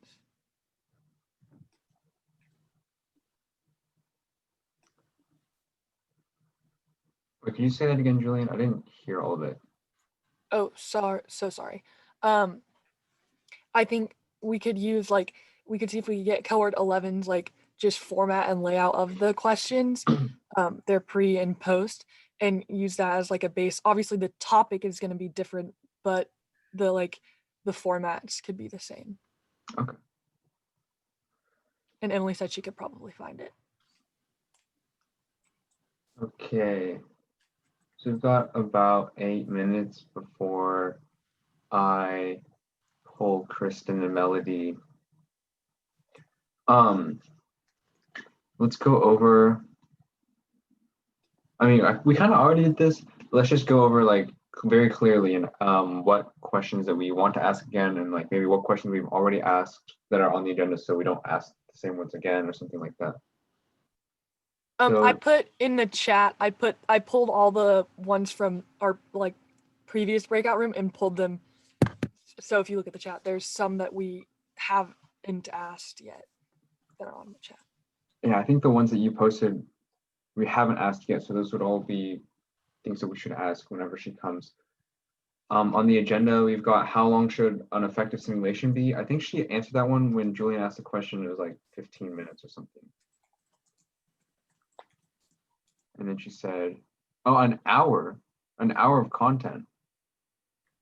I don't think she said an hour of content. I'm pretty sure she said 15 minutes, but that we should plan for like more time because you have to have the pre-brief and the just like the debrief. Oh, I thought you said like 15 minutes for a conversation and then like an hour of content like before you start the simulation. Luckily, I recorded this, so this is just a good plug to watch and subscribe and like the YPI YouTube channel. Maybe we should ask again to clarify. Yeah, because we all got different answers from that. And it's a quick question. It wouldn't take long to. Yeah, I also think an hour's too long for what you guys are wanting to do. I agree. I think you could do it more. I just think you could do it more quickly. Again, I'm just thinking about not just cohort 11, but simulations that I have done where there's a pre-survey, there's a pre-brief, then you do it, a follow-up and a survey, and the whole experience is 1 hour long. Yeah. Yeah. That's kind of what I thought she meant, but not like an hour of doing the like discussion things. But I definitely think we should ask. Okay. The next question that we have on our agenda, how do we start making an MVP? And we kind of went into more detail on that with the stuff that Julian posted. So we're probably going to end up sharing, or based on that question, we're going to share one of our scenarios, probably the Monty Python. And then do we want to share a Loki one too? And then also the group discussion one. But I don't think we ever actually made that one. I don't think we actually made it, yeah. Because I think we wanted to just base it off of one we already had. Yeah, that's which I think is fine. Like we have so many different ideas that we just need to find one that we like. But once we find it, then we need to go through and make small changes because it's kind of designed just as a general scenario and not necessarily for low key. Yeah, I think what specific learning objectives it's attempting to achieve. Sorry, words are hard. Also, because the medium was more about diffusing tension, and then the high heat was about walking away. More specifically, those are just notes we had down. So what is the first one's just about the basics of civil conversations. We have to make sure that those are specifically, and maybe we'll talk more about the basics of civil conversation in the pre-brief. Yeah. Where's the one with coworker? Or I guess we should quickly decide on whichever one we want to present as the low heat. So I think we've got finding your voice. Should I talk? And the coworker one, as those are the ones that come to my. Those are the first things that come to my mind. Were those the medium or the low? A potential low, is that what you're saying? Yeah. Or we could just present them as our potential low one. Also, she did say something about that there should be a max of 3 learning objectives, and I was just gonna say, should we scan through all of ours and make sure that that's what we have, or are we all pretty sure that's what we have? We have more than that. We have more than okay, that's what I was thinking. Well, I mean, we can leave them all on there, and then when Kristen reads through, or when we read through it, we just be oh, we have more than 5, so we need to narrow it down, or something like that. We don't have to pretty it up before she sees it. Yeah. And even so, that main list of learning objectives, when we've gone through to talk more specifically about each scenario, we've been okay, this one's more about how to diffuse the tension. This one's more about walking away. So when it comes down to it, there probably aren't that many that are being achieved specifically. Okay. I guess sometime before then, or whoever decides to speak up, if we make it to the low heat stuff, we'll just pick one of those. I think she kind of already answered this one, the next one on our agenda, but what do you believe is the most valuable piece of information to keep in mind while writing / designing a simulation? Learning objectives. She's going to say learning objectives, 100%. We can still ask that. It's a quick one. And then she also kind of answered this one too. What is the best way to combine scenarios into a simulation? So she said that you should just have you can have multiple scenarios running at once, or just one at a time. I think previously she said that they don't have to combine together into a narrative or anything like that. Yeah. Wait, didn't on that email that we sent her, were there any other questions that? Yes, let's take a look at that. Let me try and find it. If anyone else has the agenda pulled up, they can go through the rest of the questions. So like, Oh, yeah. So number 6 was, what's the best way to combine scenarios into a simulation? So I think that was just more about like, do we have them simultaneously running, especially because they're like different levels of intensity. So like, do we have people do it in different order? Or like, do we do one at a time, or is it one-on-one? Questions like that. Mhm. And then our last one was, I think, kind of addressing, I think Miller's question from a previous meeting was like, are our scenarios too simple to like fully impact the participant? Like, are we going to be able to achieve what we want to in each? And if not, like, how can we make it more specific? Yeah, I guess that's part of the MVP process too. Like whenever we run through it, we'll get a rough idea of like, did that actually impact us or whatnot? And on the email that we sent to her with questions, the ones that we haven't already asked are like, what are the minimum amount of resources needed for an MVP? And then also, what is the best way to create a group simulation? Which is kind of already on the agenda as well. Oh, Emily, I just saw that you shared the C11, and so I looked to see like their survey. And it has like good information that we could definitely like base our survey off of. Yeah, I clicked on some of the spreadsheets in their docs and files say that they've been deleted. So not everything in there works. It's probably like they may have gotten rid of it and changed it in some way, but there's some basic stuff to just see if it's helpful. Yeah. It reminded me that they did like a 1-month follow-up survey too.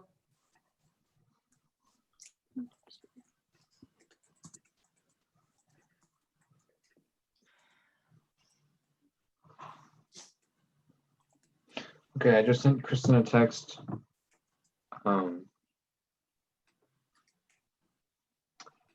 To hopefully come over here.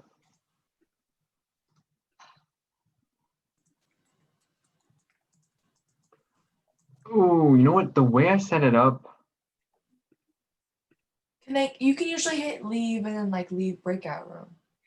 Oh yeah, okay. I'll just let him know that's what they need to do. Don't leave the meeting, just hit leave breakout room.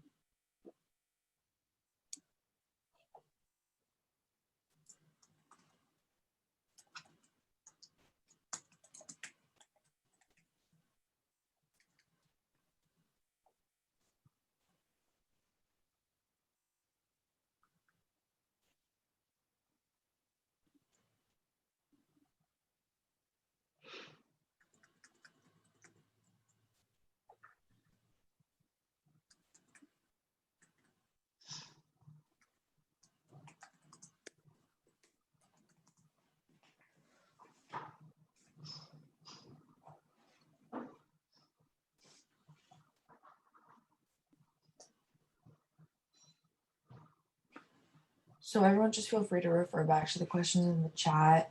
And then if you can get the agenda pulled up, they're under like the committee work time.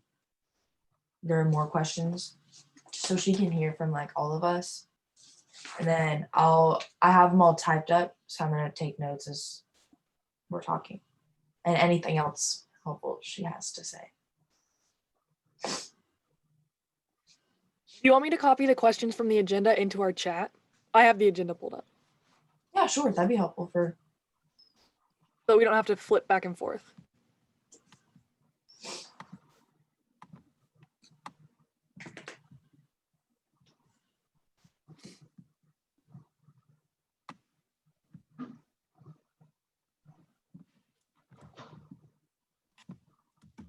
Okay, I asked Adam, our inside man,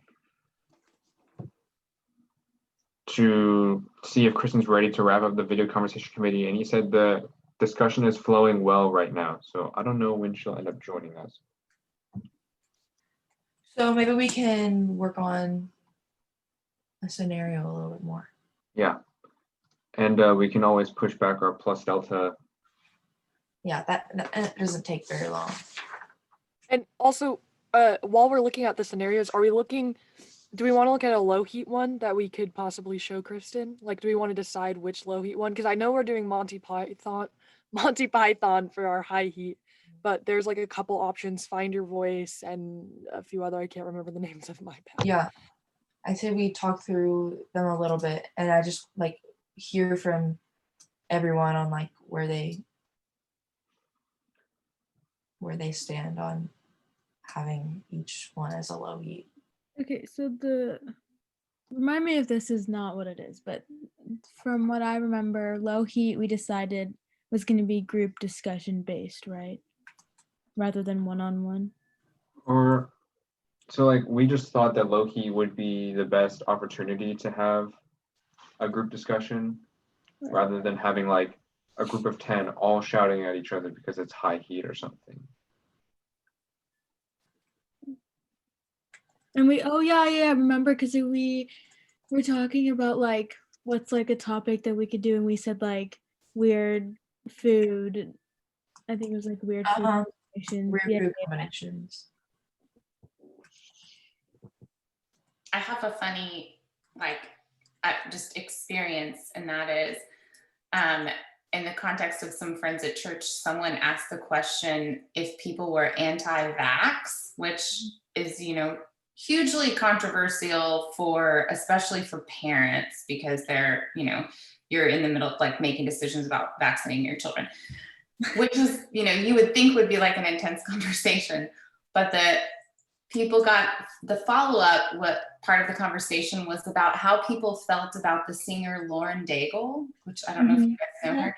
And people were like intense, like either like I love her, I hate her, which was just funny to me. I don't know why it ended up that way, but I like her music, but apparently some people feel very strongly. But just in hearing you guys talk about that, and like you could even just use like, is there, some pop culture thing that, people are passionate about? I don't know. Oh, there we go. They're here. Hello. Hello. Oh, Daniel came too. Hi. Hi, Melody. Hi, Kristen. Okay. I can't reassign you to a room you're already assigned into. So like, I don't know, wave around your mouse, see if there's a rejoin breaker room button or something. Cool.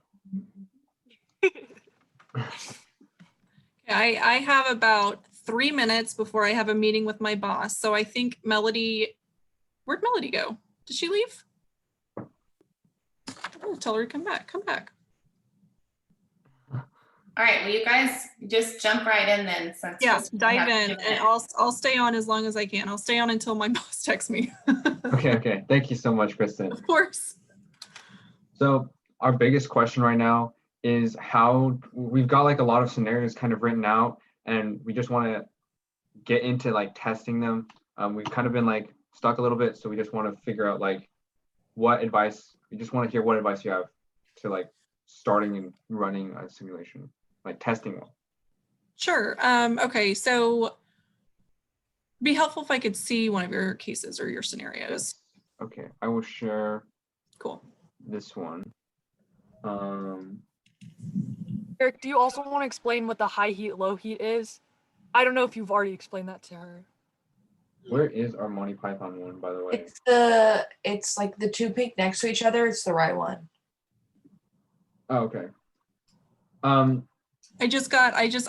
have another 12 minutes. I just texted him and said I needed more time. So 12 minutes. Thank you. So we kind of based on like some of the discussions we've had with you in the past, we've had we thought of like having levels of our simulations. So like a low heat, which is like kind of like an introductory course into civil discourse and like just training like some skills in like a calmer environment. And then we've got like a medium heat, and this is our high heat one, which is like it's going to be like kind of aggressive, maybe, or like, you know, the SP at least is going to be kind of aggressive. So this is we sent this one to you before. It's our like agree to disagree based off of like. Okay. Yeah. I love this one. I love the one where SPs get to be a little aggressive and pushy and I mean, more, it's like challenging is really the better word, right? Because it's challenging people to flex a new skill, to practice a new skill, to think outside of their comfort zone. Yeah, so that, I mean, from there, really, it's going to be important to make sure that between your learning objectives for each of the scenarios, make sure those are highlighted with the video committee. So I was talking to them. I recommended that they have the people they're interviewing provide examples of a challenging or difficult conversation and how they navigated through that. And hopefully you all will be able to tie those things together, right? I mean, you would think that people would say, yeah, you know, sometimes you do just have to walk away. Or, you know, sometimes, you know, it's important to, you know, ask for, you know, why do you believe this thing with which I so strongly disagree? What's your rationale? You know, cite your sources. So I think those things should come out just organically.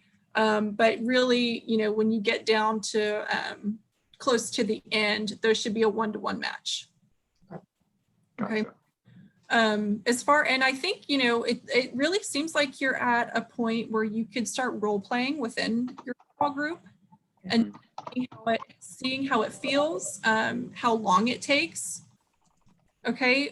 Work, you know, I think, see, and it'll help inform, you know, how, when the turning point occurs based in time, not only conversation and experience, but also in time.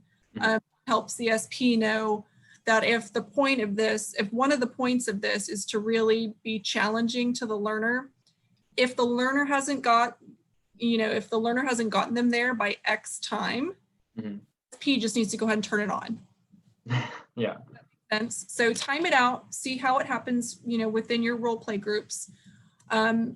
And do it, you know, multiple times because one of the coolest things about simulation is that it's unique to every human being participating, right? You can never have the same simulation twice, never.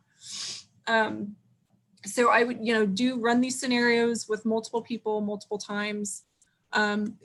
Just, you know, write down things like how you felt, what was challenging, what you were successful in demonstrating, what you were unsuccessful in elucidating or highlighting.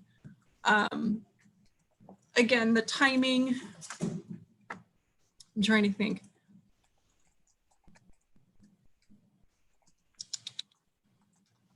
I think that's all, those are the main things. Those are the main things. You want to make sure,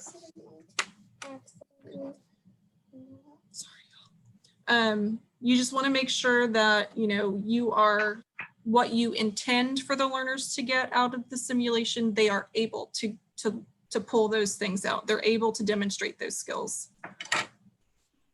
Does that make sense? Yes. Yeah. Okay. That's really helpful. Click on, sorry, I have to log her back into her Chromebook. Oh yeah, no worries. That's good. They're used to seeing my kids pop in too, so. There you go. Okay. Yeah, so I know it's almost lunchtime. Okay, thanks. It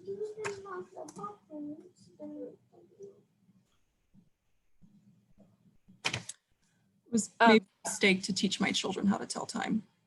Just She's adorable, by the way. But one of our next questions, we just have like a little list that we were gonna run down. Yeah. So like based on the Monty Python agree to disagree simulation, like I guess our question is like, what would a complete simulation include? like the simulation materials that we can provide. So obviously like the simulation center will provide things like tables or chairs or whatever, things like that. But what are the things, the like material things we can provide? Sure. I think Melody, do you want to talk more about that? Sure. So if there's going to be a didactic, any of the materials that you need to deliver that information. So like we have the technology in the room, but like if you need to connect to anything or if you're going to do it over Zoom, then like those materials you'll have to share, you'll have to present. Anything that you want to do as far as like a pre or post assessment, those things would be things that you would bring, and that's part of the simulation. Case information, that's a big one. So when the case is complete, and then we would want to have case authors assist in training the SPs so that we can have them portray the case the way that you would want.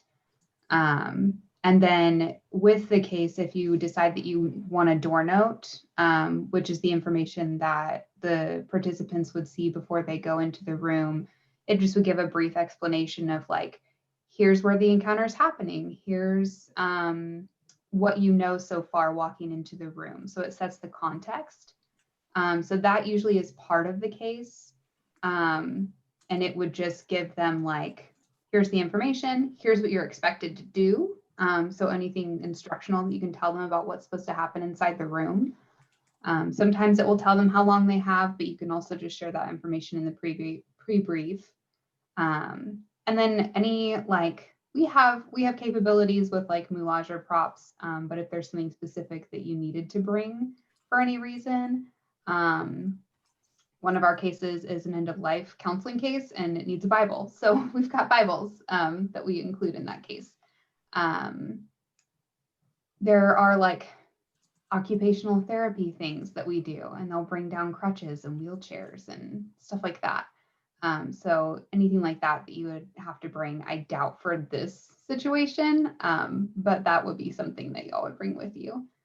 And then, let me think. Your learners and yourselves and anyone you want to evaluate their performance, that would also be something you would provide. I think that's about it. Awesome, thank you.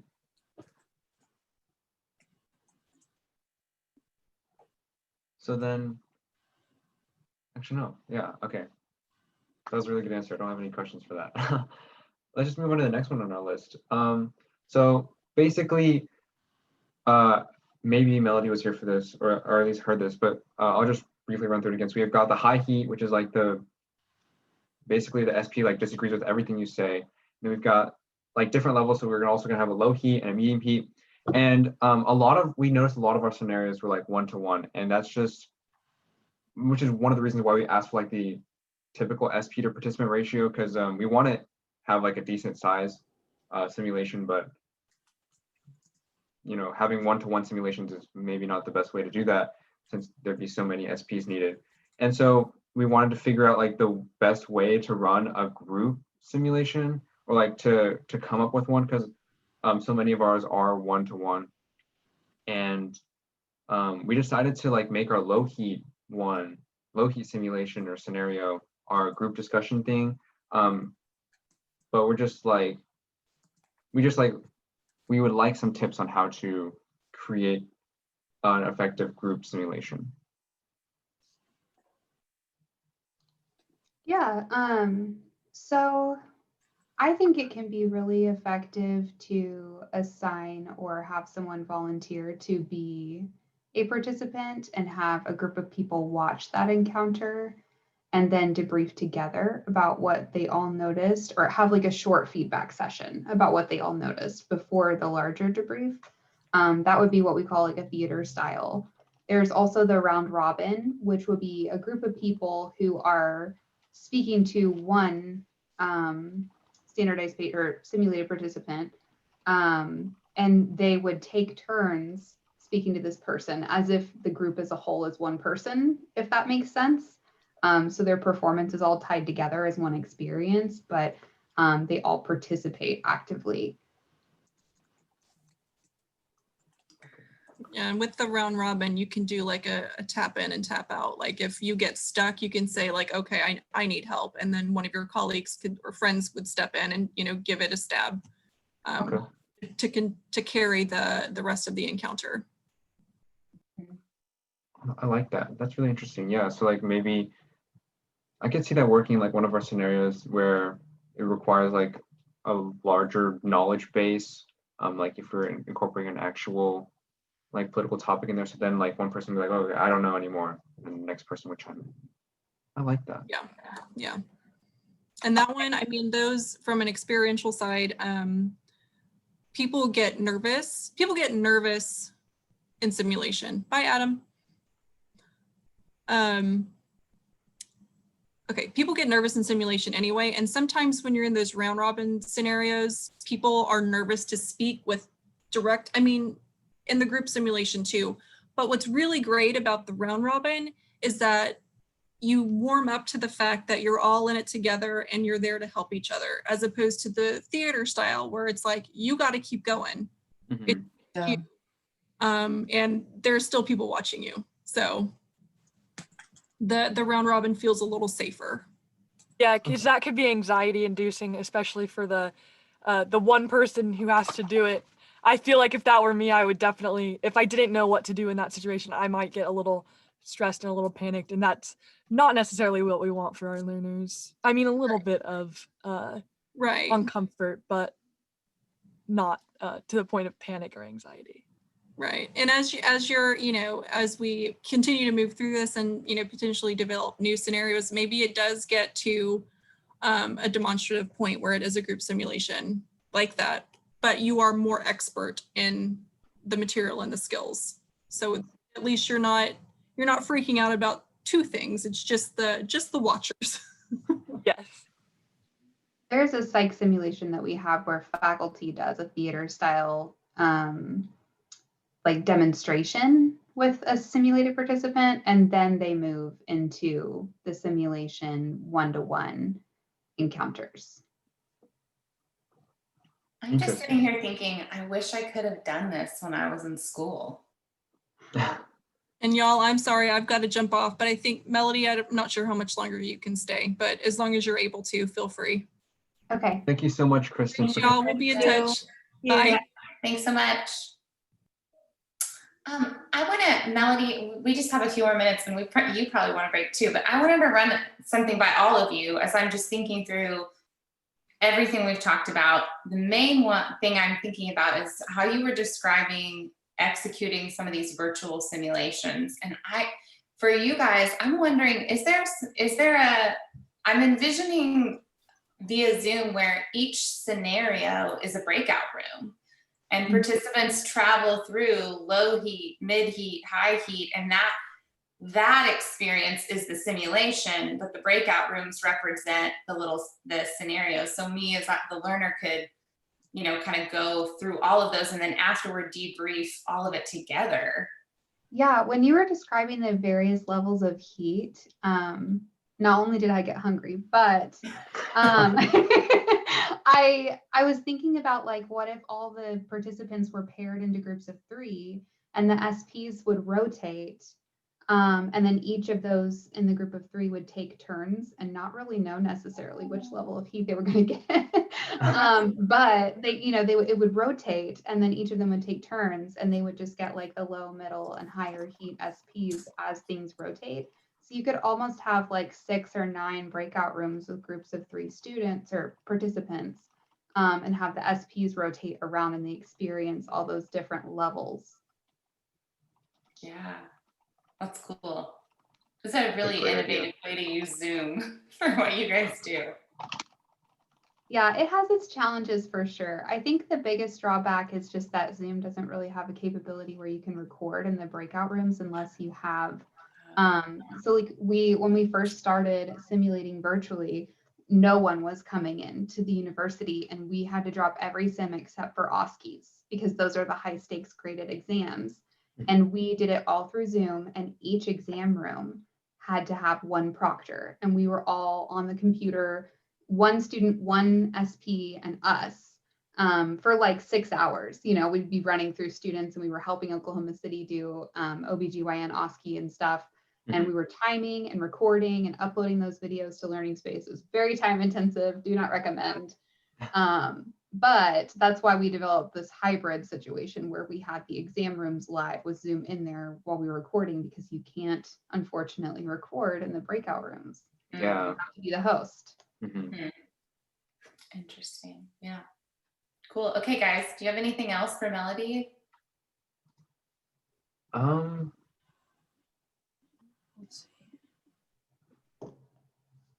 We do, but I also want to be aware of like your time. So like, I don't know. I think if I start this question, it might take like an extra 4 minutes or so. Okay, yeah, go for it. Oh, okay, cool. So let me just share my screen. But one of our kind of questions with, here's the simulation of the agree to disagree. This is just the, I think, I'm not sure if I copied you on that email, but it's like basically a scenario where the SP like disagrees with everything you say. And it's like, this is our high heat. So it's like meant to kind of rile them up. And the point is to walk away, and we need to kind of narrow down our learning objectives, because no more than 3, or else it gets too confusing. But like one of our concerns is like, I guess we will find this out once we start like running through the simulation on our own and practicing and testing it. But just like we were unsure of whether a simulation like this or similar ones could actually impact our participants and like teach them like real skills, or will they, like, we're just wondering if like they just forget all of this as soon as they leave the sim center or something. Yeah, I understand. So I think that the evaluation of how well it works depends on what you make your learning objectives, right? So if you have learning objectives that zero in on what you're trying to teach, and then you effectively do that, you can do a post-assessment to figure out whether or not you did that well, but you can also do a longitudinal post-assessment, which means that later on, like maybe 6 months later, you could come back to your participants and ask them, did you apply any of the things that you learned in this simulation to what you do in real life? Have you been able to use these skills, or do you think you will? Or no, I think do you think you will would be what you would say in the immediate post-assessment, and then have you used these things would be what you would do in the longitudinal post-assessment. Oh, I like that. Which can be kind of difficult to get people to respond, because they're like, you know, why is Derek emailing me? It's been 6 months. It's weird. But if they do respond, it's really valuable information. And it might be worthwhile if you decide to do that to like warn them ahead of time, like, hey, in about 6 months, we're going to follow up with you and see if you've used these skills. So don't think that we're crazy or weird or being clingy. Like, we're just, we need this information. Yeah. Awesome. Wow. So thank you to you and Kristen for coming in. Actually, Lane, did you have some questions, or are you just, okay. But yeah, does anyone else have any questions? No, I just want to say, echo what they're saying, Melody, that this has been awesome for us and for their project. And you guys are so knowledgeable and also just really easy to and enjoyable to talk to. So thank you for hanging with us for such a long time. It's been awesome. Well, thank you guys for having me. I appreciate this. I like working on stuff like this, and it's not every day that we get to assist in something novel. I'm sure you know, like in the simulation world, we use the same things all the time because we're giving exams and testing the same students on the same things. So sometimes it can get repetitive, and this is very refreshing. Well, good. Cool. Glad to hear that. So yeah, I'm gonna bring everybody back in a minute, Derek. yes. But yeah, feel free to leave whenever you need. Thank you so much for coming. It was really helpful. And Thank you. I am definitely going to get a snack now because we talked about spicy foods. Absolutely. Okay. All right. Well, have a good weekend, Melody. Thanks. Thank you. You guys too. Bye. Bye. okay, I will bring everybody back now. Or I'll just say I'm going to bring everyone back in 1 minute. Okay, but yeah, let's debrief a little bit with that time. How was that? It was really helpful. Yeah, so good. I feel so much better. So kind of addressing like the, what is it called? Round robin. Is that something that like y'all be interested in doing for one of them? If I don't really know, I guess it could be any level really, or is it a I guess if we end up doing like you're paired in groups of 3 and you go around, then maybe that is theater style, or can you be able to bounce off like your peers through like the round robin style? So that's something we need to maybe. I mean, yeah, we could test both of them. I mean, I think one thing I gathered from what Kristen said is like they have to test a simulation over and over. She said over and over, again and again, to like really iron out like which way works best. So like since we already know we're gonna have to test this out a lot. We could test it out with round robin, and then also like the theatrical, or like one person and then other people are observing kind of thing. Yeah. But yeah, Edie, if you could share those notes with us or like post them on the Basecamp sometime. Yeah, I will post on the Basecamp for sure. I definitely do think that some scenarios lend more easily to a round robin and some of them are more theatrical. Like what Lane said, Monty Python definitely should not be round robin. I feel like the whole purpose is like to have the participant like riled up. And so if they can just switch off to someone who's fresh, kind of destroys it. Well, we'll test it to see. I'm not making any conclusions now. I think the high heat is like your final exam of being able to like keep your cool, understand your beliefs, understand their beliefs, and move from there. So I agree. I think you should. It's like your big final exam. So, but I agree. We'll see. We'll test it. But yeah, so moving forward, I guess that means, and feel free to disagree, but maybe on Sunday, we pick a couple scenarios and we run through, we just like, I don't know, it doesn't have to be particularly good run through, just like do it. And then like write down how we felt and have that as feedback for the next time we decide to run through. That'll probably be our life for the next couple of months. Yeah. And then also maybe have some people working on, oh, I guess we should add that to the Kanban board. Like the pre-briefs and Kristen also talked about like a one-on-one match with the video interview. So we'll see how some of those turn out and whether or not we can match. Also like the learning objectives as well. Oh yeah, cleaning up learning objectives. That's right. Okay. And just keeping those in mind when we are testing each one. Be like, okay, what specific learning objectives is this scenario achieving? Yeah. Because that'll help us narrow down. Mm-hmm. Okay, close the break rooms. Everyone's gonna come back.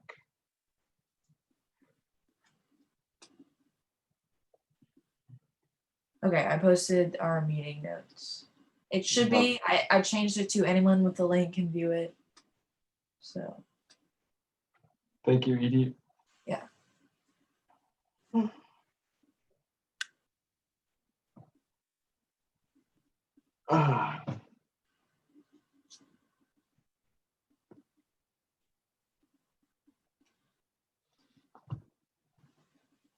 All right, I think 1, 2, 3. Yes, everyone's back. Sweet. Pretty sure everyone's back. Okay. So yeah, hope everyone found that really productive and enjoyed Kristen's time. Go ahead, Edie. Yeah, so I think what we should do first is kind of debrief what was done in the breakout rooms and like a who does what by when. So like what everyone's gonna work on, I guess, for the next time chunk and on Sunday. So we can do that and then we'll do plus deltas. So let's debrief and then, make sure we're all on the same page and then we'll plus delta. Yeah, let's hear from 2 people from each committee that haven't spoken yet today.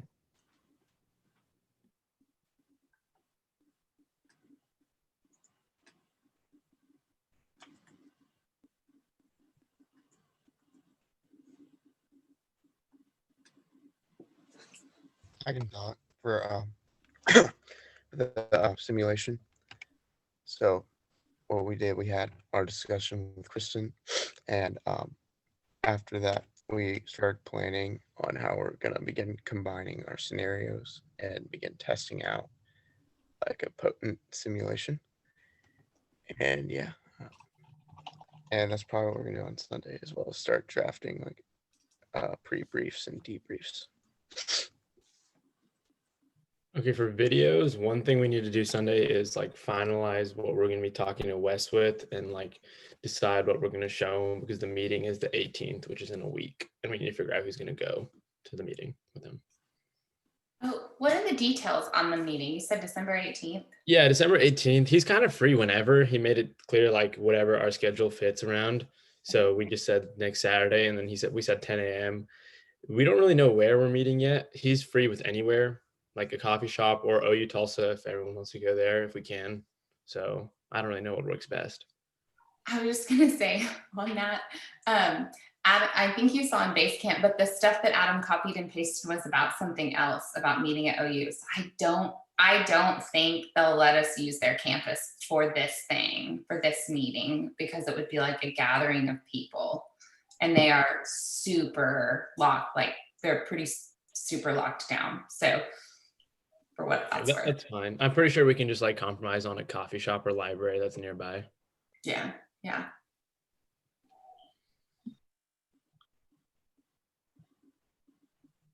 Cool. One more person from each committee.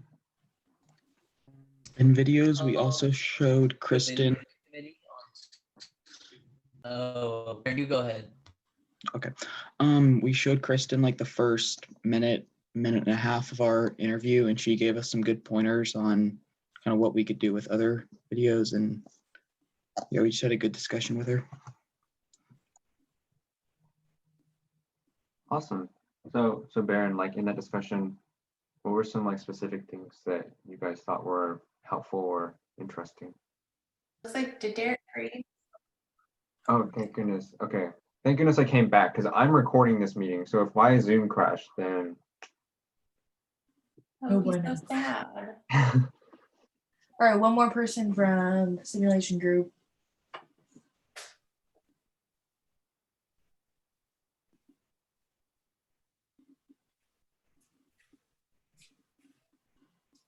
We had a list of questions that we wanted to ask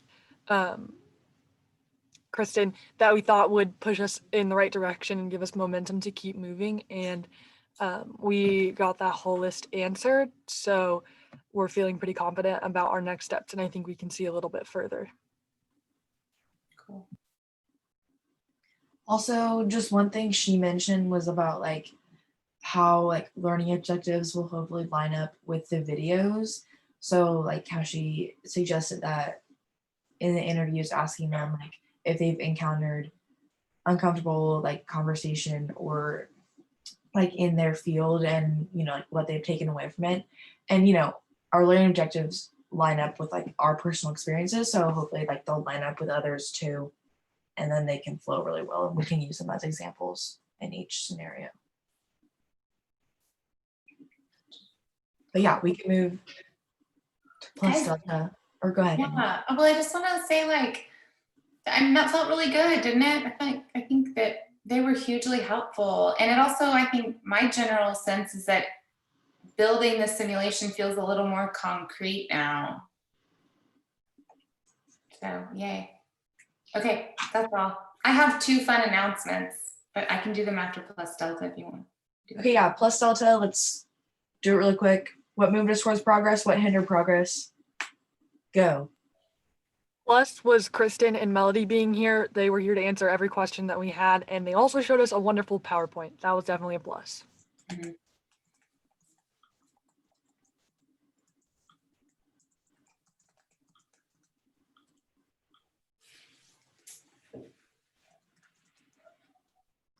Cool. It was encouraging to see like the beginning or the MVP for interviews, and I thought Graham and Parrish and Graham's mom all did a really good job, and it was an interesting conversation.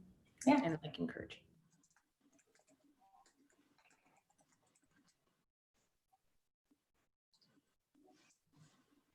And one more. Also, Abby said breakout time was really productive as a plus. One more after that. I like the Kahoot at the beginning. Oh, just a quick comment on that. Would you guys like the fun activity to be like in the beginning as an energizer, or like in the middle, or like near the end? Any preferences? Seems like lots of thumbs up about the beginning. Yeah, I was gonna say as a plus, like the layout of the meeting was really nice. I really liked the flow and just like how like we started off with like an energizer and then we went into like, Kristen and Melly presenting and then we did breakout. Like I just really like the organization of it all. Might have been a stress this morning, but I actually had energy for most of the day. I didn't really like burn out as bad as I have in the past. So it might have been just the flow of things working pretty well and the time structure, like actually filling up the time generally well. But I tend to have energy today. Awesome. Deltas, any deltas? None. My deltas, I didn't win Kahoot. I'm gonna study up. Okay, you guys ready for something fun? I like built it up too much. But we are going to, yes, the Disney questions were too specific. Thank you, Lane. December 18th, it doesn't affect you guys as much because cohort 13 is supposed to have a meeting and we've canceled their meeting. And so it doesn't, like, no meeting is canceled for you all. But if you're able, on December 18th from 3 to 5, Adam and I and the co-facilitators are going to be up at the OU Tulsa campus outside. Hopefully it's nice. And we're going to have just like a drive-by holiday event. So if you're able to come by between those 2-hour windows, we have some things for you that I think you will like. And I don't know whether I should tell you or not, if that would like get you to come more, but it's not junk is what I'll say. So I'll post it on Basecamp, but again, it's like, it's just meant to be like a drive-by thing. So if some of you are allowed to be together and want to, carpool, that's great. Or if you get out of school at, 3:30 or 4 and you want to zip by, we will be there and I'll send more info about it. But the main thing is to come and get you free goodies because they're cool. And that is all. Any questions about that? I assume masks are going to be required. Yeah, and really, I mean, here's what I'll say. You really can't congregate on the campus. So but I also don't think anyone is going to be standing there policing it. We'll be outside. The co-facilitators and all of us will have our masks on, and we'll hand you something into your car. And then I'm sure you guys could like park your cars next to each other and like talk if you want to, or go across the street to like Reese's or Chick-fil-A or something. I don't know, but we can't like all get out of our cars and hang out. So if you want to plan something like beyond that, whatever your family is cool with, it just can't happen like where we all hang out in that way at OU Tulsa. I was shocked that they said yes to this idea.